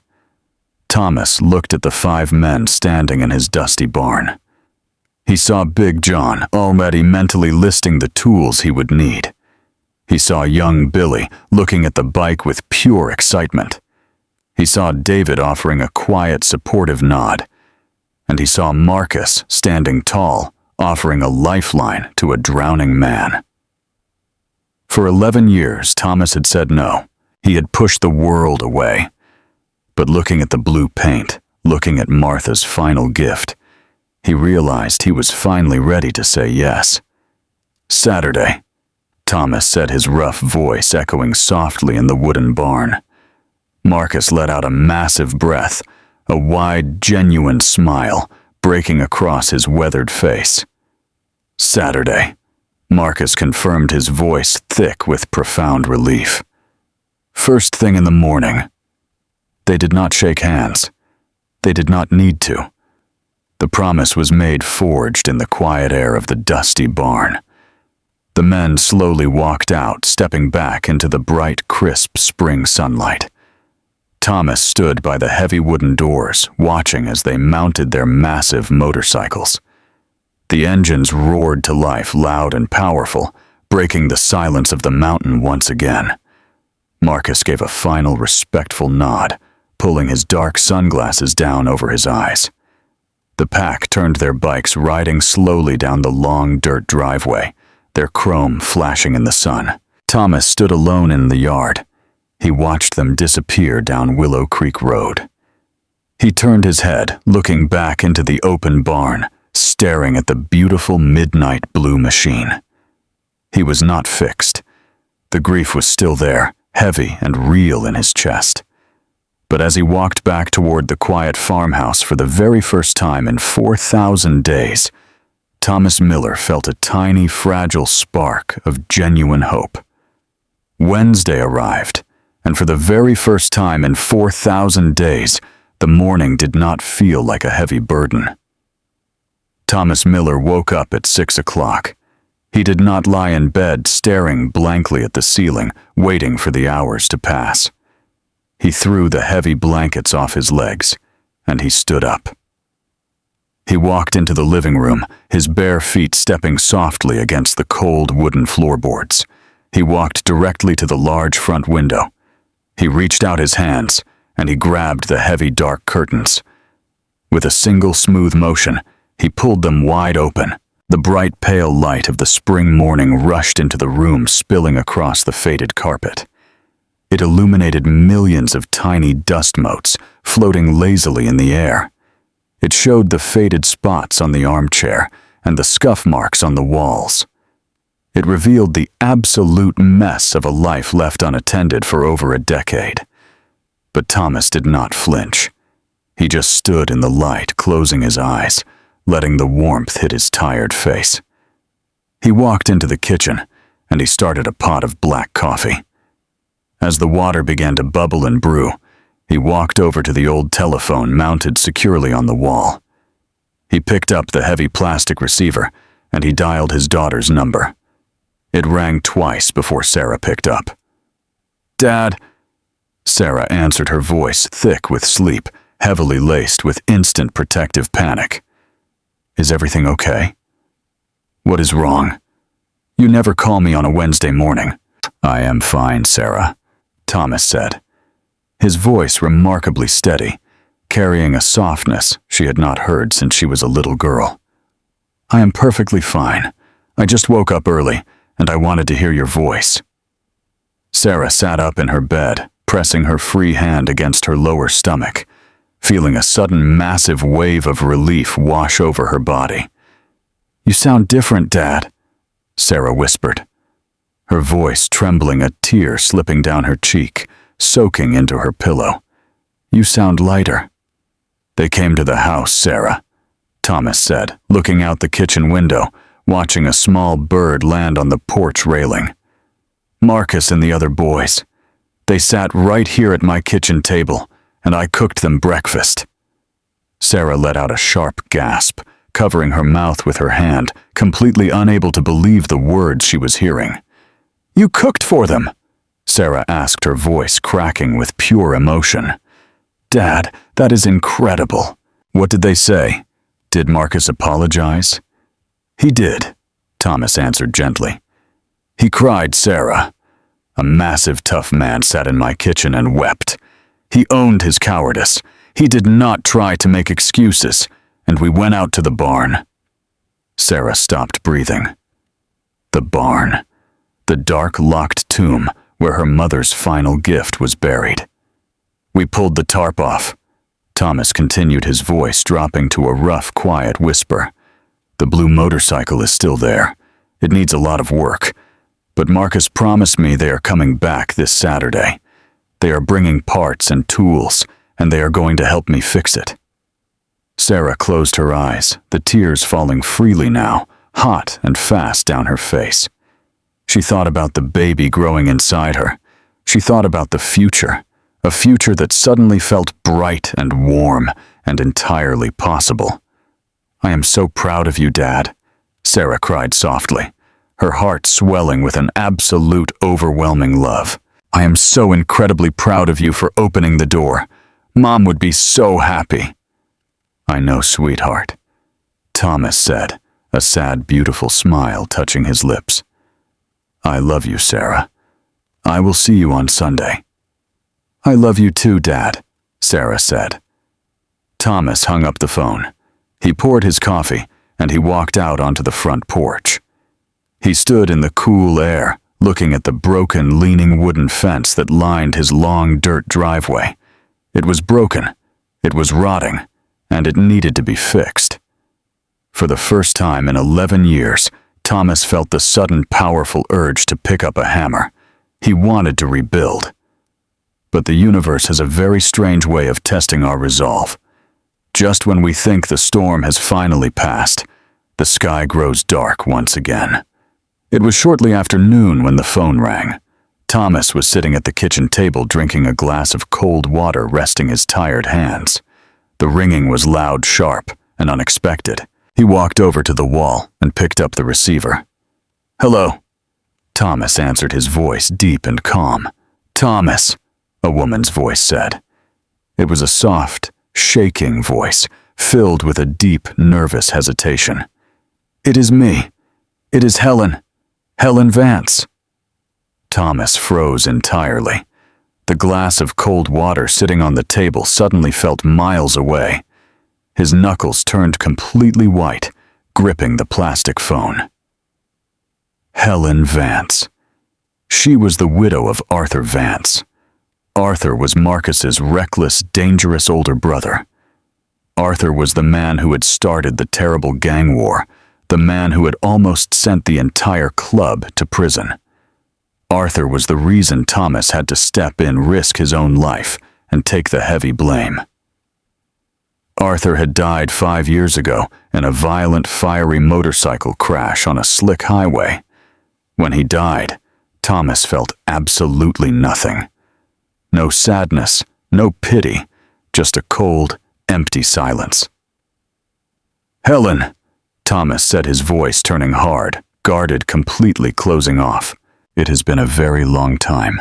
I know, Thomas, Helen said, her voice trembling slightly through the static of the line. I know I am the absolute last person in the world that you want to hear from, but I heard the news. Word travels very fast in our old circles. I heard that Marcus rode up the mountain yesterday. I heard he sat at your table.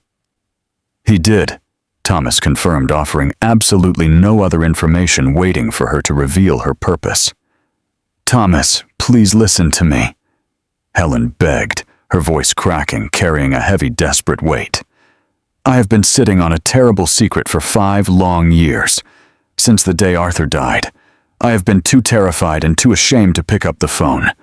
But hearing that Marcus went to see you, I realized I cannot keep quiet anymore.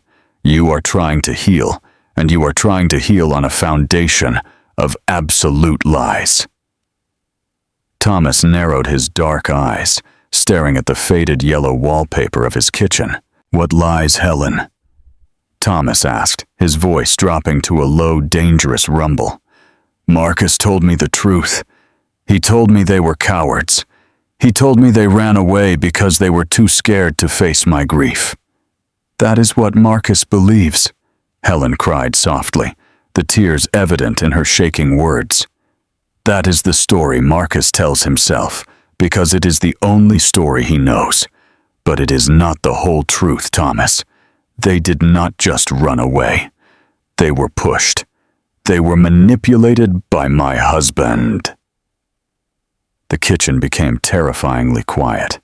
Thomas could hear his own heartbeat thumping loudly in his ears. What did Arthur do?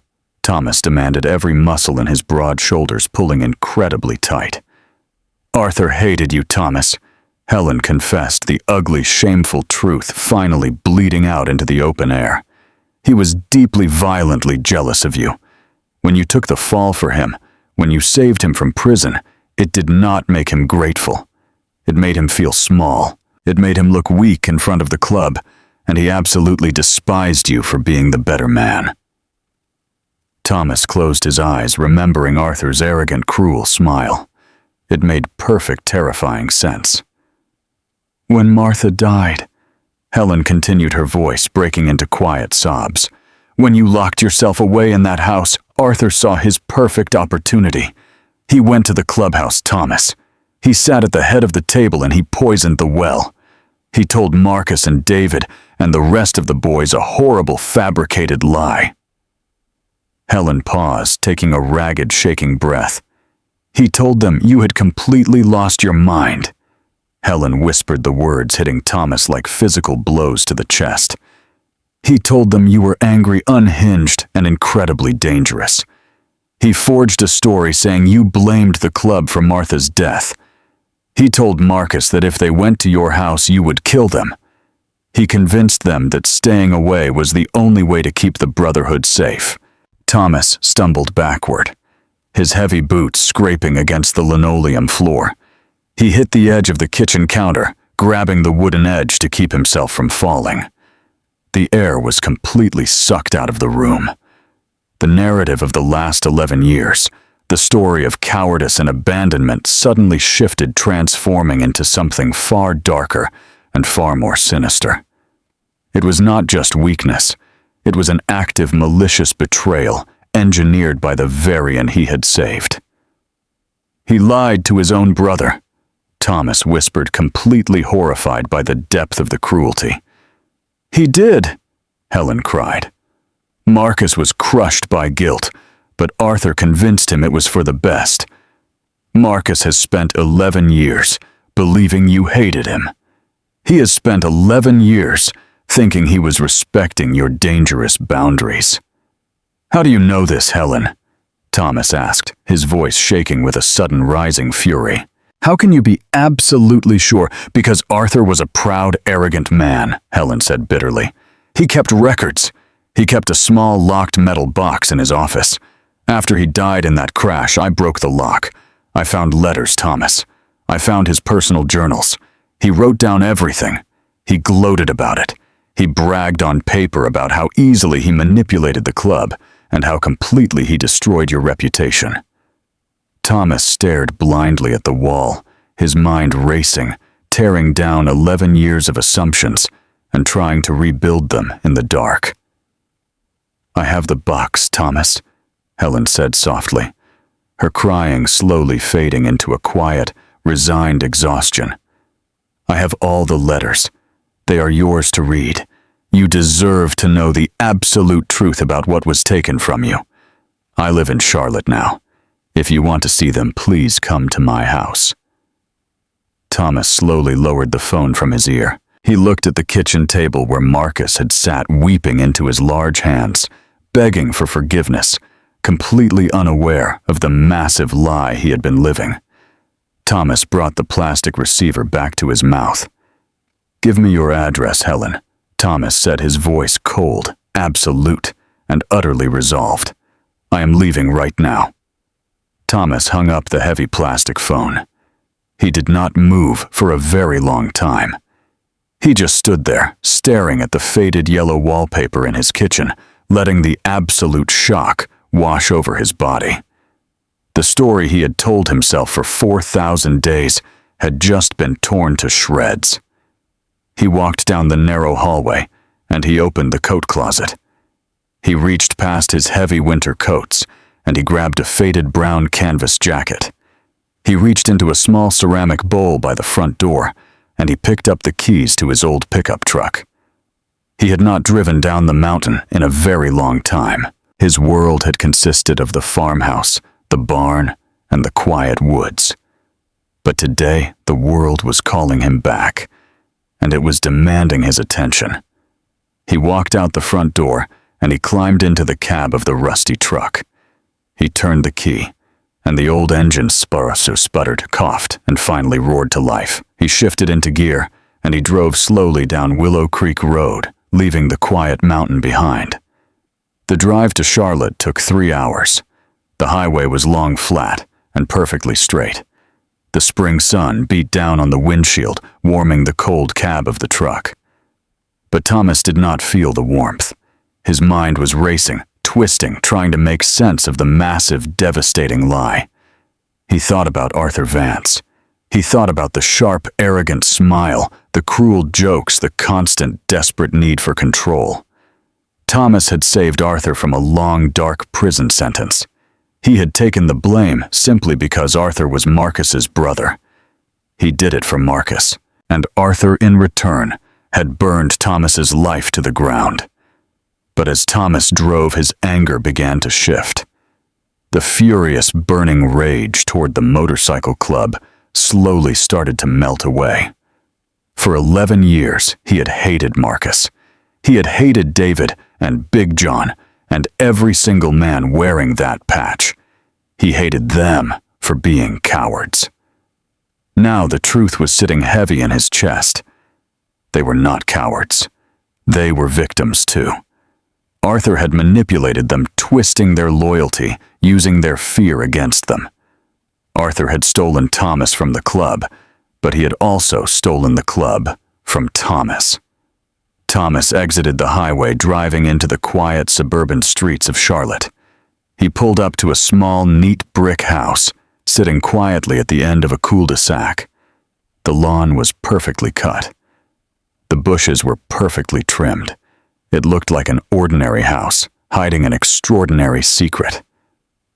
He turned off the truck engine, and he walked up to the front door. He did not even have to knock.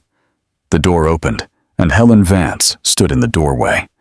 She was a small woman, with graying hair and deeply tired eyes. She looked like a woman who had carried a very heavy weight for entirely too long. When she saw Thomas, a single silent tear slipped down her cheek. "Thank you for coming, Thomas," Helen said, her voice shaking, stepping aside to let him in. Thomas stepped into the house. It was quiet, clean, and smelling faintly of lemon polish. Helen led him into the small dining room. They sat across from each other at a smooth, polished wooden table. Sitting in the exact center of the table was a dark, heavy metal box. It looked like an old ammunition crate, secured with a broken brass lock. Helen reached out her trembling hands and rested her fingers on the cold metal lid. "I am so sorry, Thomas," Helen whispered, her voice breaking completely. "I am so incredibly sorry for the man I married. I loved him once upon a time, but he was a dark, bitter man, and his jealousy had destroyed everything it touched." Thomas looked at the box. He felt a sudden, terrible fear. Opening that box meant facing the darkest parts of the past, but he had promised himself he would not hide in the dark anymore. "Open it, Helen," Thomas said, his voice low, firm, and absolute. Helen flipped the broken brass latch, and she pushed the heavy lid back. The hinges squeaked slightly. Inside the box were dozens of yellowing envelopes, small leather notebooks, and folded pieces of paper. Thomas reached in his large, calloused hand, dwarfing the delicate papers. He pulled out a small black leather journal. He opened it, flipping past the pages of meaningless numbers and dates. He found a page dated just 2 weeks after Martha's funeral. The handwriting was sharp, jagged, and unmistakably Arthur's. Thomas took a deep breath, and he began to read. "Thomas is breaking," the journal read. "He sits in that farmhouse completely useless. The club is confused. They feel guilty. They want to go to him. But I cannot let that happen. If they go to him, they will remember how strong he is. They will look up to him again. I will not stand in his shadow."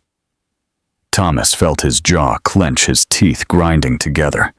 He turned the page. "I told Marcus today." The next entry read, I told my foolish, trusting brother that Thomas has lost his mind. I told him Thomas blames the Brotherhood for Martha's death.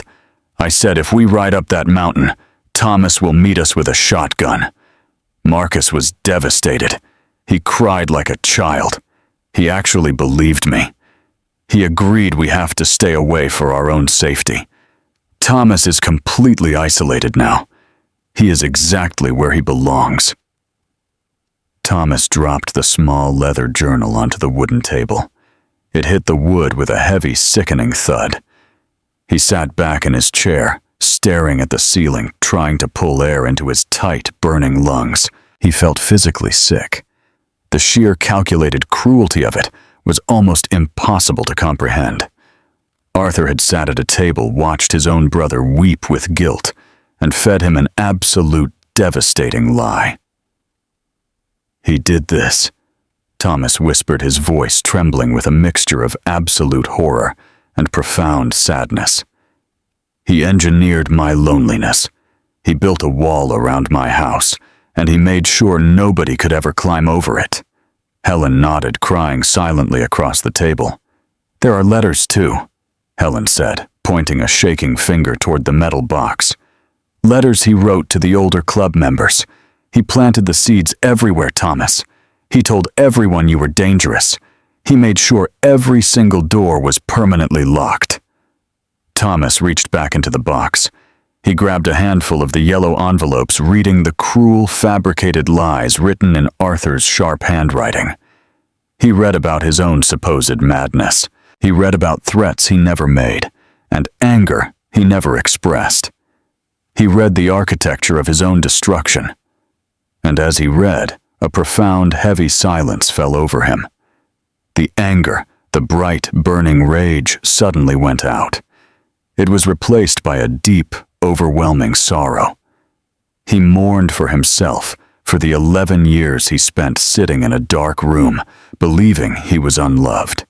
And he mourned for Marcus. He mourned for the massive, fierce leader who had spent over a decade crushing his own soul under the weight of a sin he did not actually commit. Does Marcus know? Thomas asked, looking up at Helen. His dark eyes filled with absolute clarity. Does he have any idea what his brother did? No, Helen said, shaking her head quickly.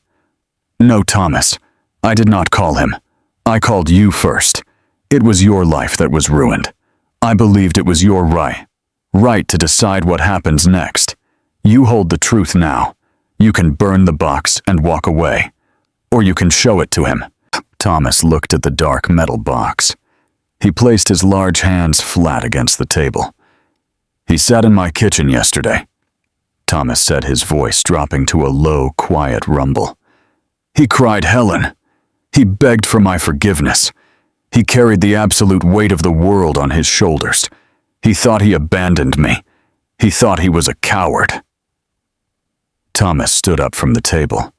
He reached out and he pulled the heavy metal box toward him, pulling it close to his chest. Marcus deserves to know, Thomas said, his voice firm, leaving no room for doubt. He deserves to know that he was betrayed just as much as I was. We were both bleeding from the exact same knife. Helen stood up, wiping her face with a small tissue. She looked at Thomas, and she offered a weak, grateful smile. You really are a good man, Thomas, Helen whispered. Arthur was right about that. You are a much better man than he ever could be. Thank you, Helen, Thomas said, for making the call. I know it was not easy. Thomas turned and he walked out of the quiet brick house. He carried the heavy metal box out to his rusty pickup truck. He placed it carefully on the passenger seat right next to him. He climbed into the cab, started the engine, and began the long drive back to the mountains. The sun was beginning to lower in the sky, casting long golden shadows across the highway. The drive back felt different. The confusion was gone. The narrative was finally clear. The past, which had been a dark, confusing maze, suddenly made perfect sense. He pulled the truck over to the side of the highway, pulling onto the rough gravel shoulder. He turned off the engine. He reached into his pocket, and he pulled out his cell phone. He dialed a number he had not dialed in 11 years, but a number he had never ever forgotten. It rang 3 times. "Hello," Marcus answered, his deep voice cautious, unsure of the unknown number. "Marcus," Thomas said, his voice completely steady, cutting through the static of the line. "It is Thomas." A sharp intake of breath echoed through the phone. "Thomas," Marcus said, his tone instantly shifting to a quiet, deep respect. "Is everything okay? Are we still on for Saturday? Did you change your mind?" "We are still on for Saturday," Thomas said gently. "The boys can come to work on the bike. But Marcus, I need you to come up the mountain tomorrow. I need you to come on Friday. A day early." "Friday?" Marcus repeated, slightly confused. "Okay. Do you need me to pick something up? Do you need tools?" "No," Thomas said, looking at the dark metal box sitting on the passenger seat. "I do not need tools. I need you to come alone, Marcus. Just you. We need to sit at my kitchen table, and we need to have a very long talk. There is something you need to see." "I will be there," Marcus promised instantly, without a single moment of hesitation. "Whatever you need, Thomas, I will be there." "Thank you," Thomas said. He hung up the phone. He placed his hands on the steering wheel, and he looked at the open road ahead of him. Tomorrow, the truth was going to break the leader of the club entirely in half. But sometimes you have to break a bone again, so it can finally heal the right way. Thomas put the truck in gear and drove back into the mountains. Friday morning arrived in the Blue Ridge Mountains, bringing a heavy gray sky.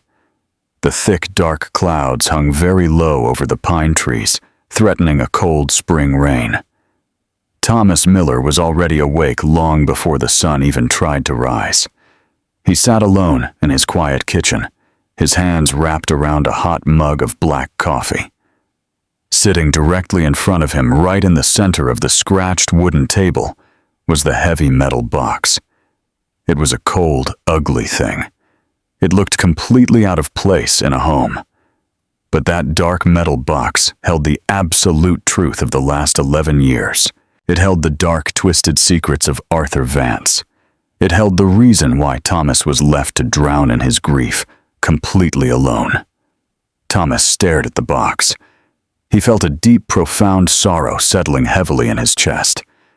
He was not angry anymore. The bright, burning rage had burned itself out entirely on the long drive back from Charlotte.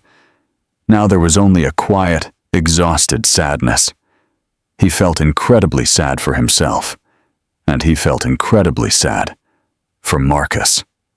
At exactly 12 o'clock, the quiet morning was finally broken. The sound started far down the mountain at the very beginning of Willow Creek Road. It was the deep, powerful rumble of a large motorcycle engine. But this time, it was not a thunderous pack of riders.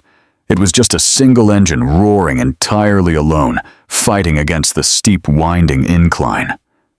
Thomas stood up slowly. He walked out of the kitchen, moving down the narrow hallway, and he opened the heavy front door. He stepped out onto the wooden porch, letting the cold wind hit his face. He watched as Marcus Vance, the massive, fierce leader of the motorcycle club, pulled his dark blue bike into the gravel driveway.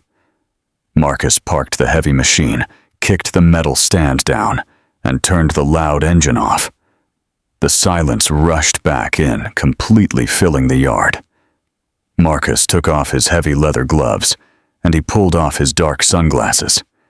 He looked tired. The deep lines on his face seemed even deeper in the gray morning light. He walked up the wooden steps, his heavy boots creaking loudly against the porch. "Good morning, Thomas," Marcus said, his voice a low, respectful rumble. "I came early exactly like you asked. I did not bring any tools. I just brought myself."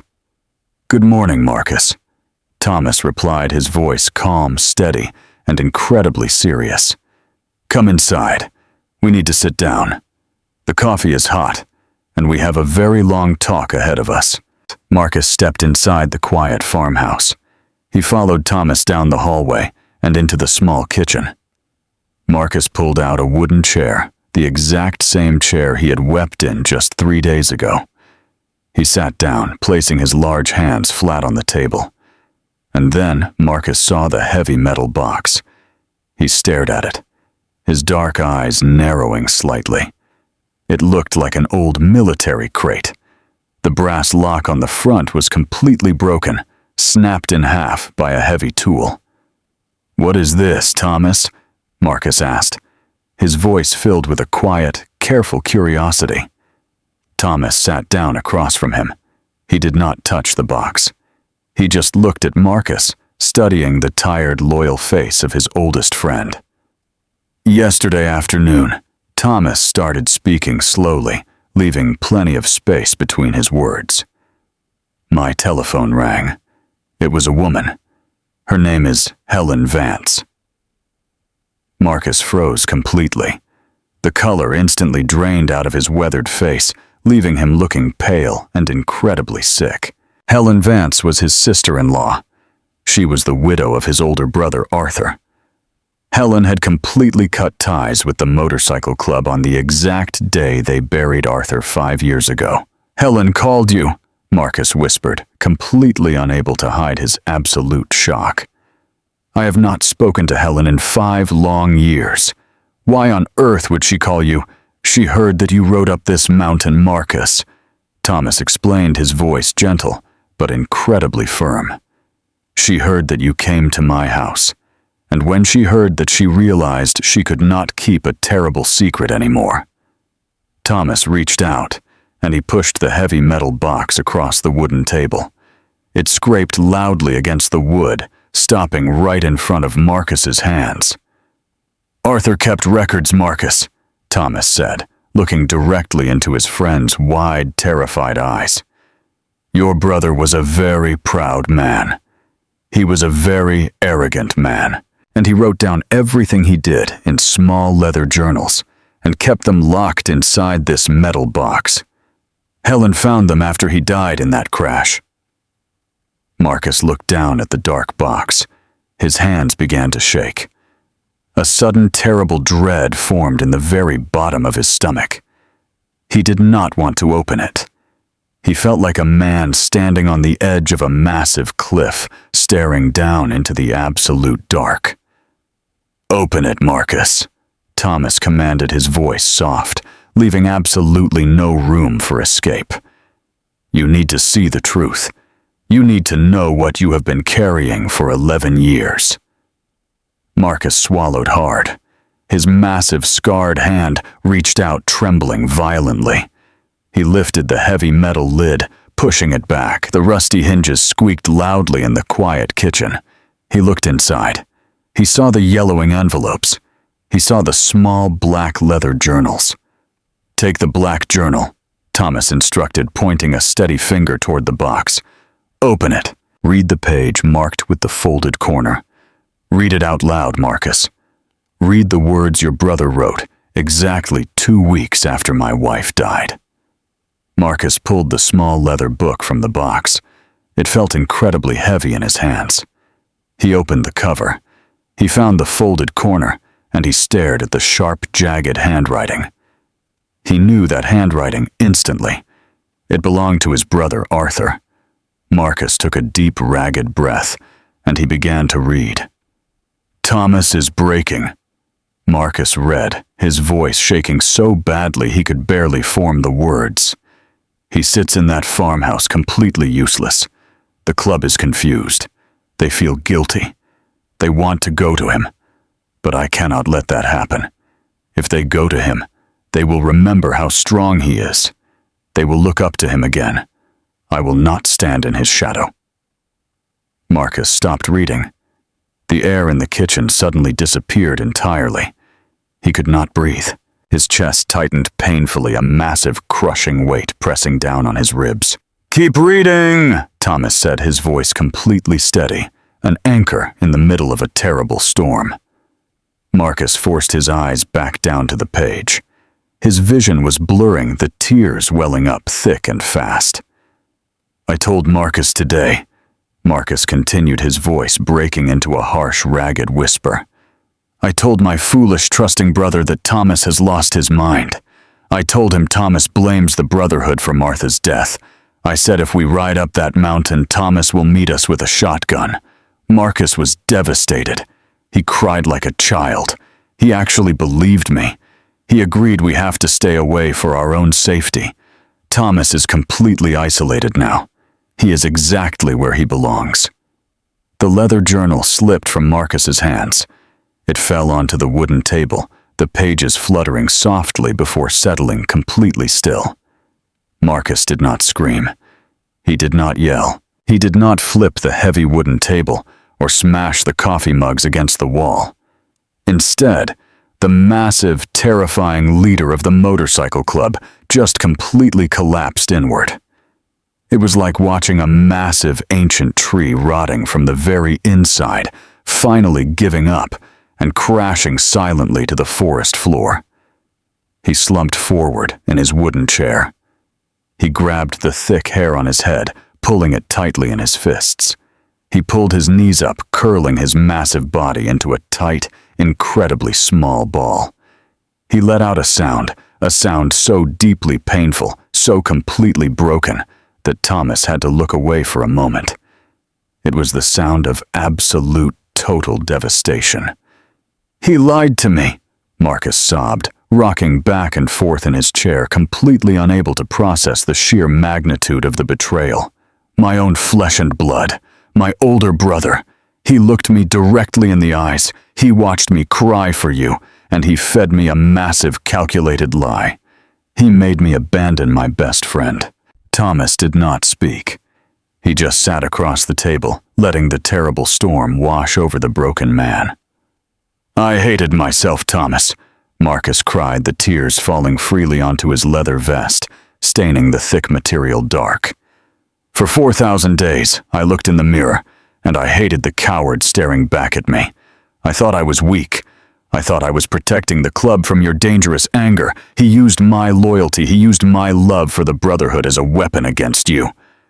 Marcus lifted his head, his face completely red, completely covered in tears.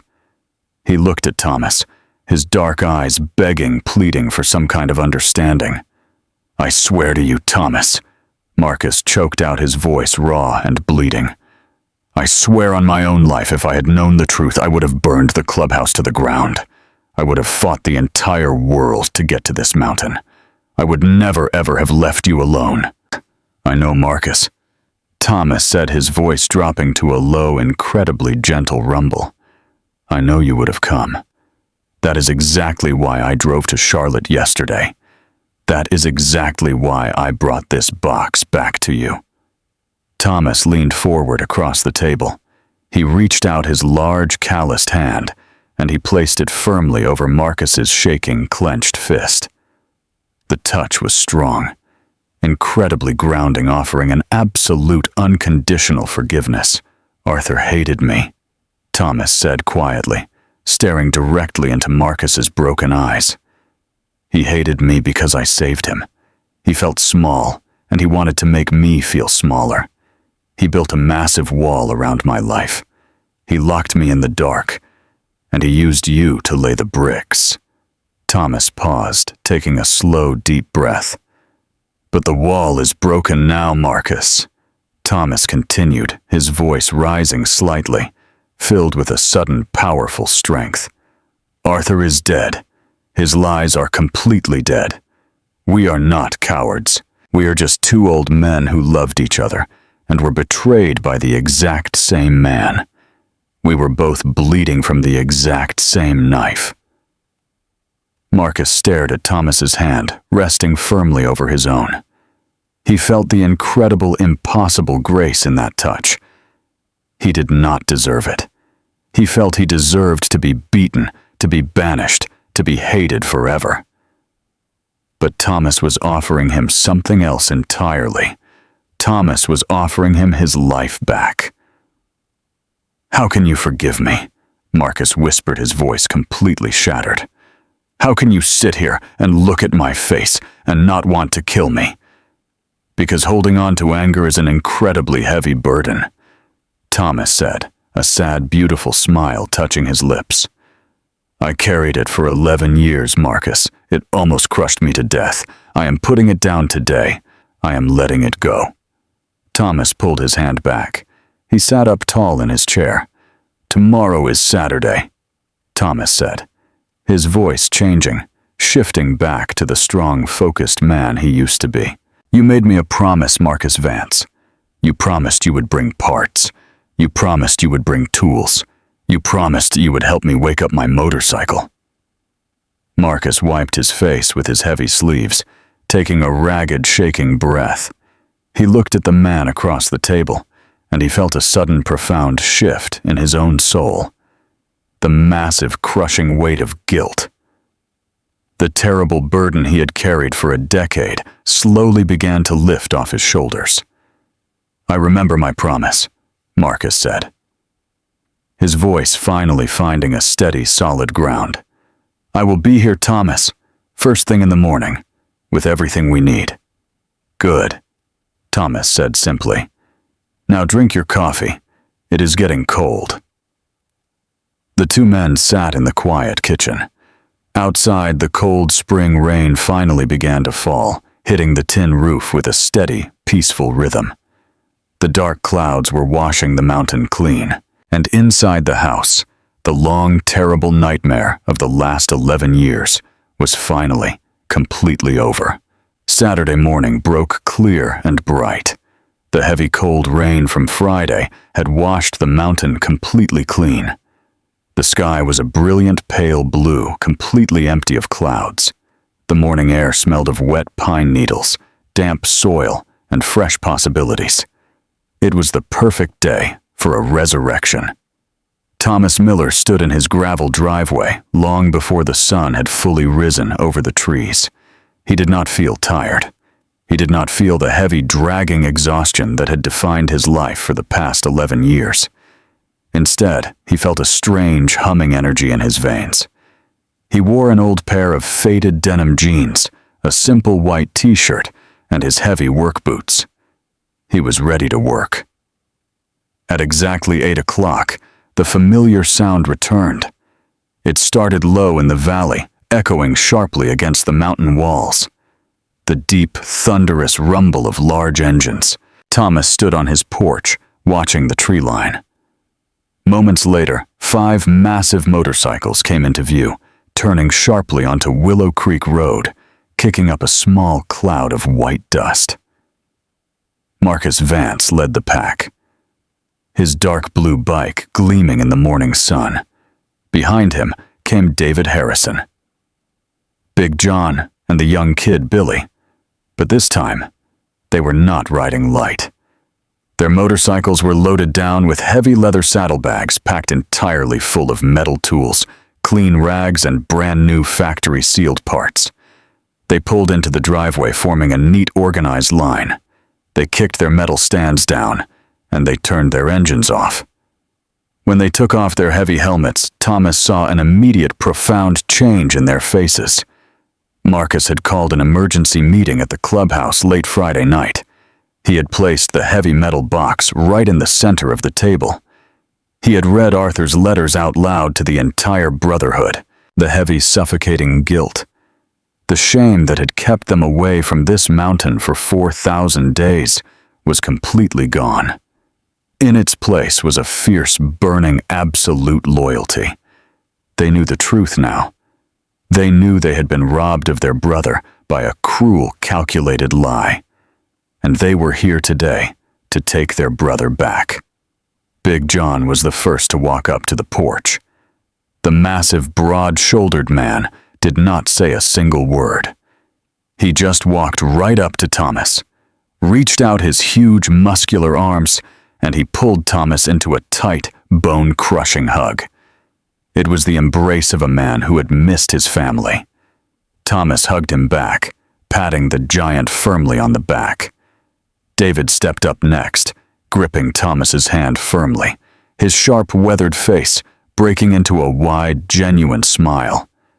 Even young Billy nodded respectfully, carrying a heavy red metal toolbox in his hands, eager to prove himself.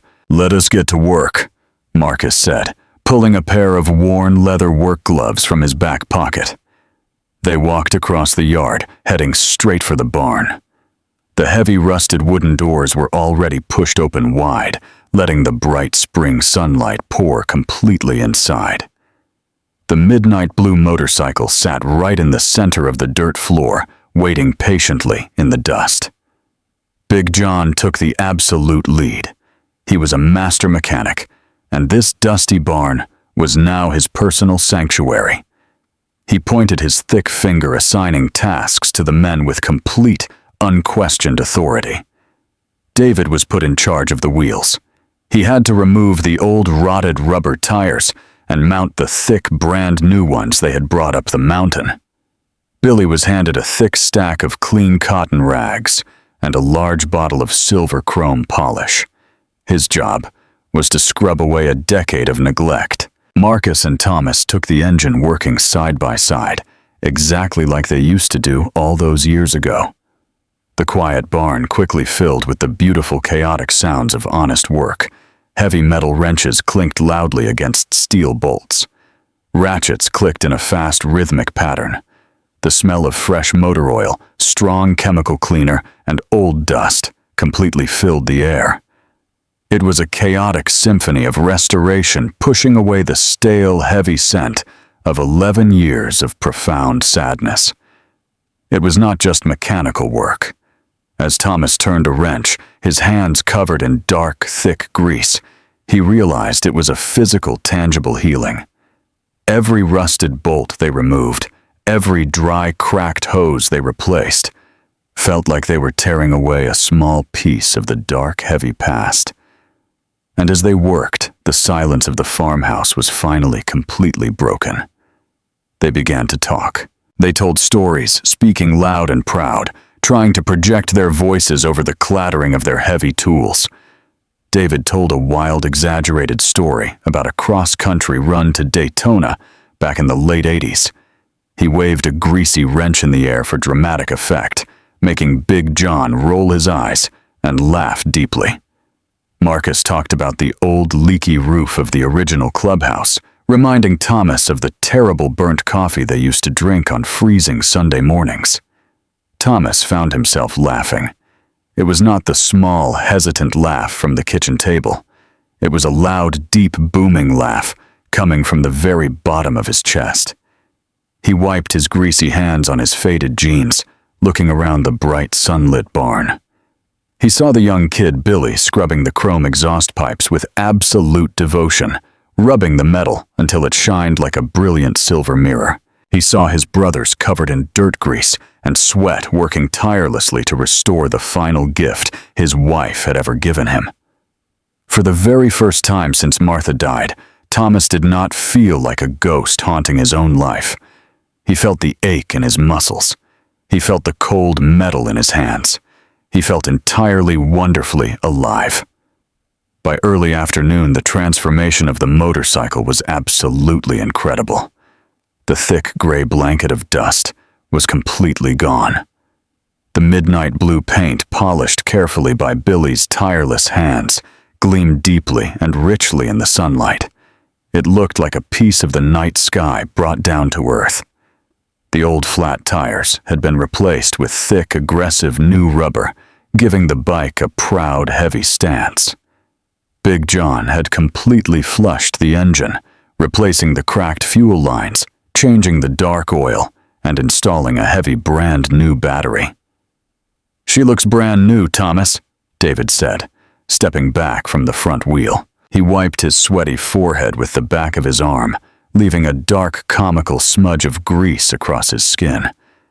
"She looks better than new," Marcus corrected gently, taking off his leather work gloves and tossing them onto a wooden workbench. "She looks like she is finally ready to run." Thomas walked slowly around the motorcycle. He ran his bare, calloused hand gently over the smooth, cold curve of the blue fuel tank. He felt a massive lump rise in his throat, But this time, it was not made of grief. It was not made of regret. It was made of pure, overwhelming, absolute gratitude. Martha's final beautiful gift had been saved. It had been pulled from the dark corner of the barn and brought back into the warm, bright light.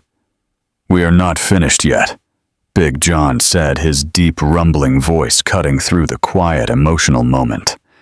He reached into his heavy saddlebag and pulled out a small red plastic fuel can. He walked over to the motorcycle, his heavy boots crunching softly on the dirt. "She has all the right parts," Big John said, looking at Thomas with a serious, respectful expression. "But right now, her heart is completely empty. She needs blood in her veins." Big John reached out and carefully unscrewed the shiny silver gas cap on the top of the dark blue tank. He lifted the red plastic can, and he poured the fresh, high-octane gasoline into the machine. The strong, sharp electric smell of the fuel instantly filled the barn, signaling absolute readiness. He poured until the tank was full. He securely tightened the silver cap, and he took a slow, deliberate step backward, joining the rest of the men. The entire barn went completely silent. The loud, booming stories stopped. The rough laughter faded away. The air became incredibly thick, heavy with an intense, focused anticipation. The tools were put down. The rags were folded. The work was finally completely done. Marcus reached into his pocket. He pulled out a small silver key. It was the exact same key that Thomas had locked away in a drawer 11 years ago. Marcus held the key out, resting it in the palm of his large, scarred hand. He looked directly at Thomas, his dark eyes filled with absolute pride and unbreakable brotherhood. "It is time, Thomas," Marcus said, his voice a low, steady whisper in the quiet barn. "Take the key." Thomas looked at the small silver key. It rested right in the center of Marcus's large, scarred palm. It looked like a very simple, ordinary object. But to Thomas Miller, it was not simple at all. It was a heavy, terrifying bridge crossing over 11 years of absolute darkness. He reached out his hand. His fingers were completely covered in dark black engine grease, and his knuckles were scraped, but his hand was perfectly steady. He picked up the key. The metal felt incredibly cold against his warm skin. He turned his body facing the midnight blue motorcycle. He took a slow, deliberate step forward. The barn was perfectly, painfully silent. The 5 men standing behind him did not make a single sound. They did not shuffle their heavy boots. They did not cough.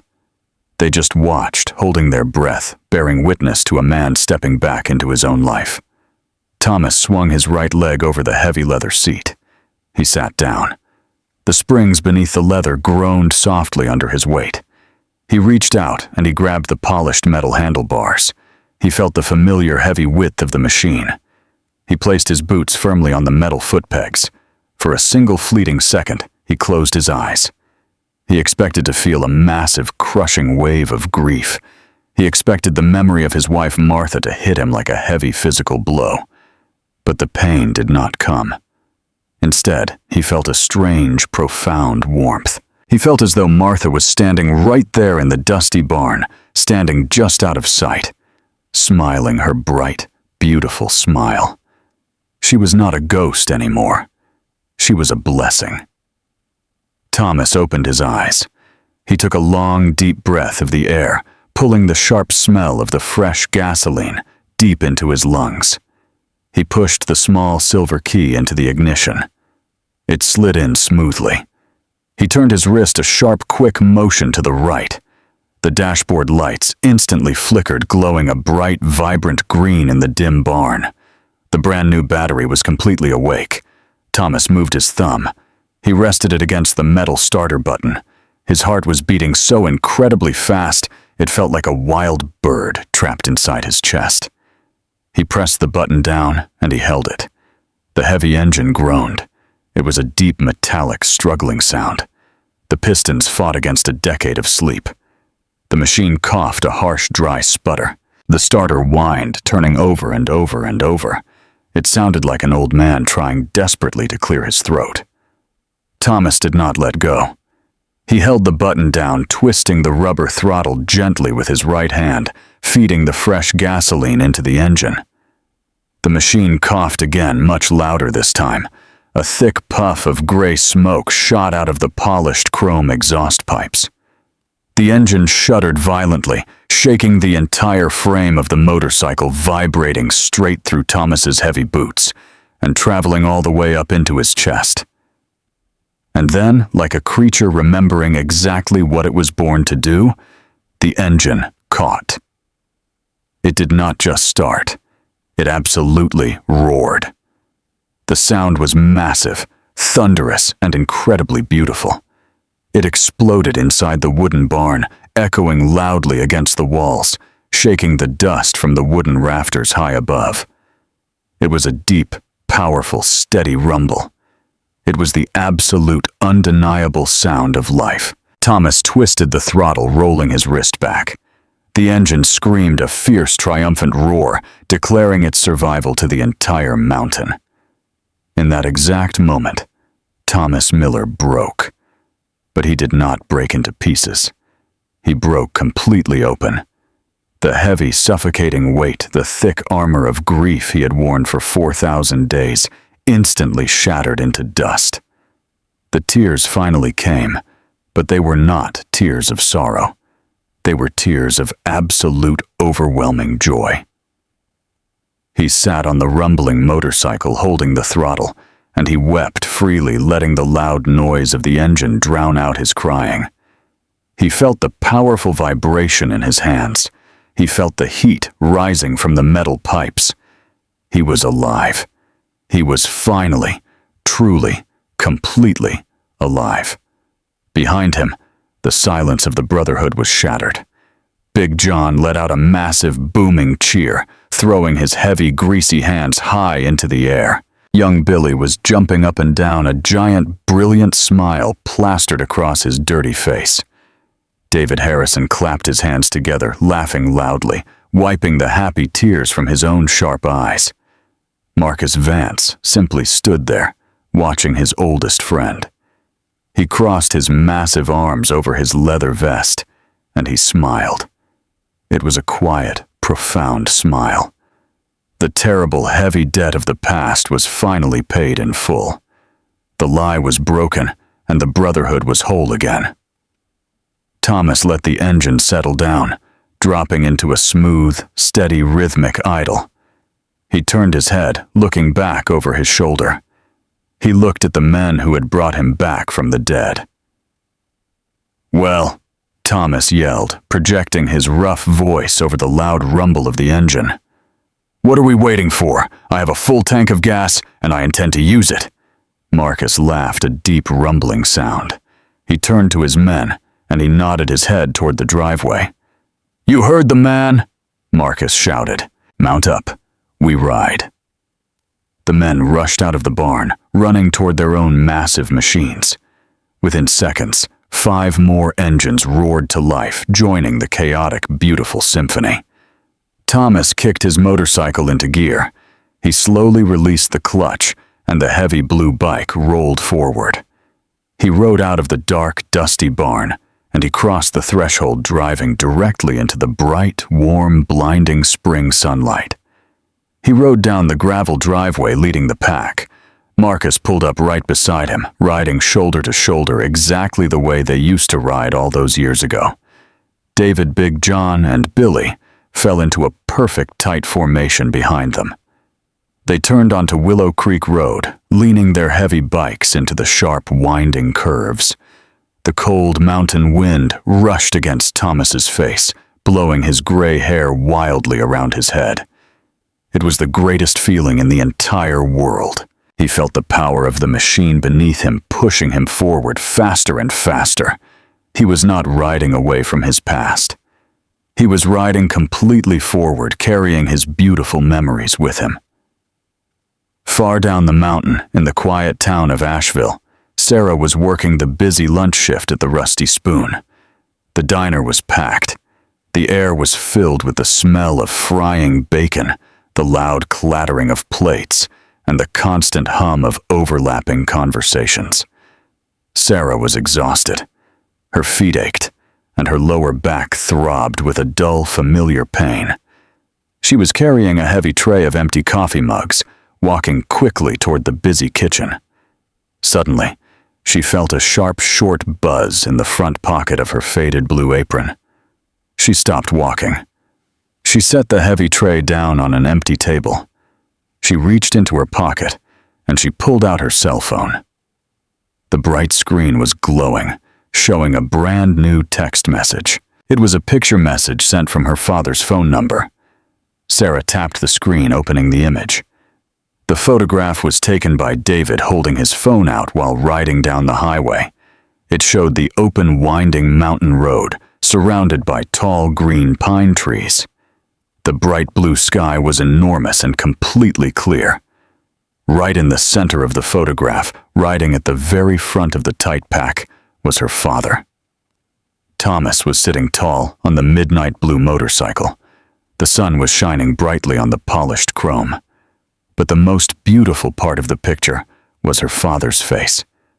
He was looking directly at the camera, and he was smiling. It was not a small, hesitant smile.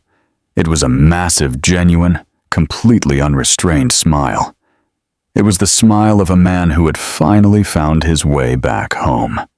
Sarah stood in the middle of the crowded, noisy diner, and she stared at the glowing screen. The noise around her simply faded away into complete nothingness. A massive, overwhelming wave of relief crashed over her body. The terrible, suffocating exhaustion, the burden she had carried for 11 years, instantly vanished. She did not have to carry him anymore.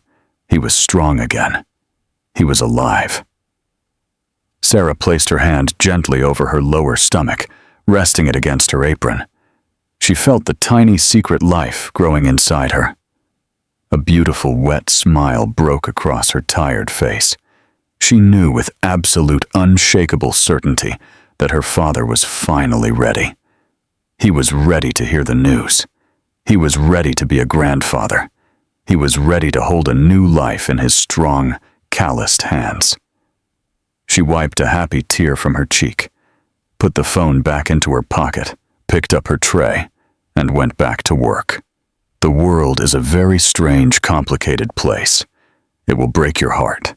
It will take the things you love the most, and it will leave you sitting in the absolute dark. When grief hits you, it feels like a heavy door has been slammed shut, locking you inside a cold, empty room. It is very easy to simply pull the curtains and wait in the dark. It is easy to build a wall to keep the world away, to convince yourself that you are better off entirely alone. But resilience. True human resilience is not about standing still and surviving the damage. True resilience is about finding the absolute courage to unlock the heavy door. It is about understanding that the people we lose do not want us to die with them. They want us to live for them. Thomas Miller lost 11 years to a terrible lie. He lost 4,000 days believing his brothers had abandoned him. But when the truth finally came, he did not choose anger. He did not choose revenge. He chose grace. He chose forgiveness. And because he chose to open his door, he got his family back. We cannot survive the dark all by ourselves. We need other people. We need our families, our friends, our chosen brothers and sisters to help us carry the heavy weight. Sometimes, all it takes is a single conversation, a single spark of truth to wake up a sleeping engine. Never be afraid to reach out to the people you love.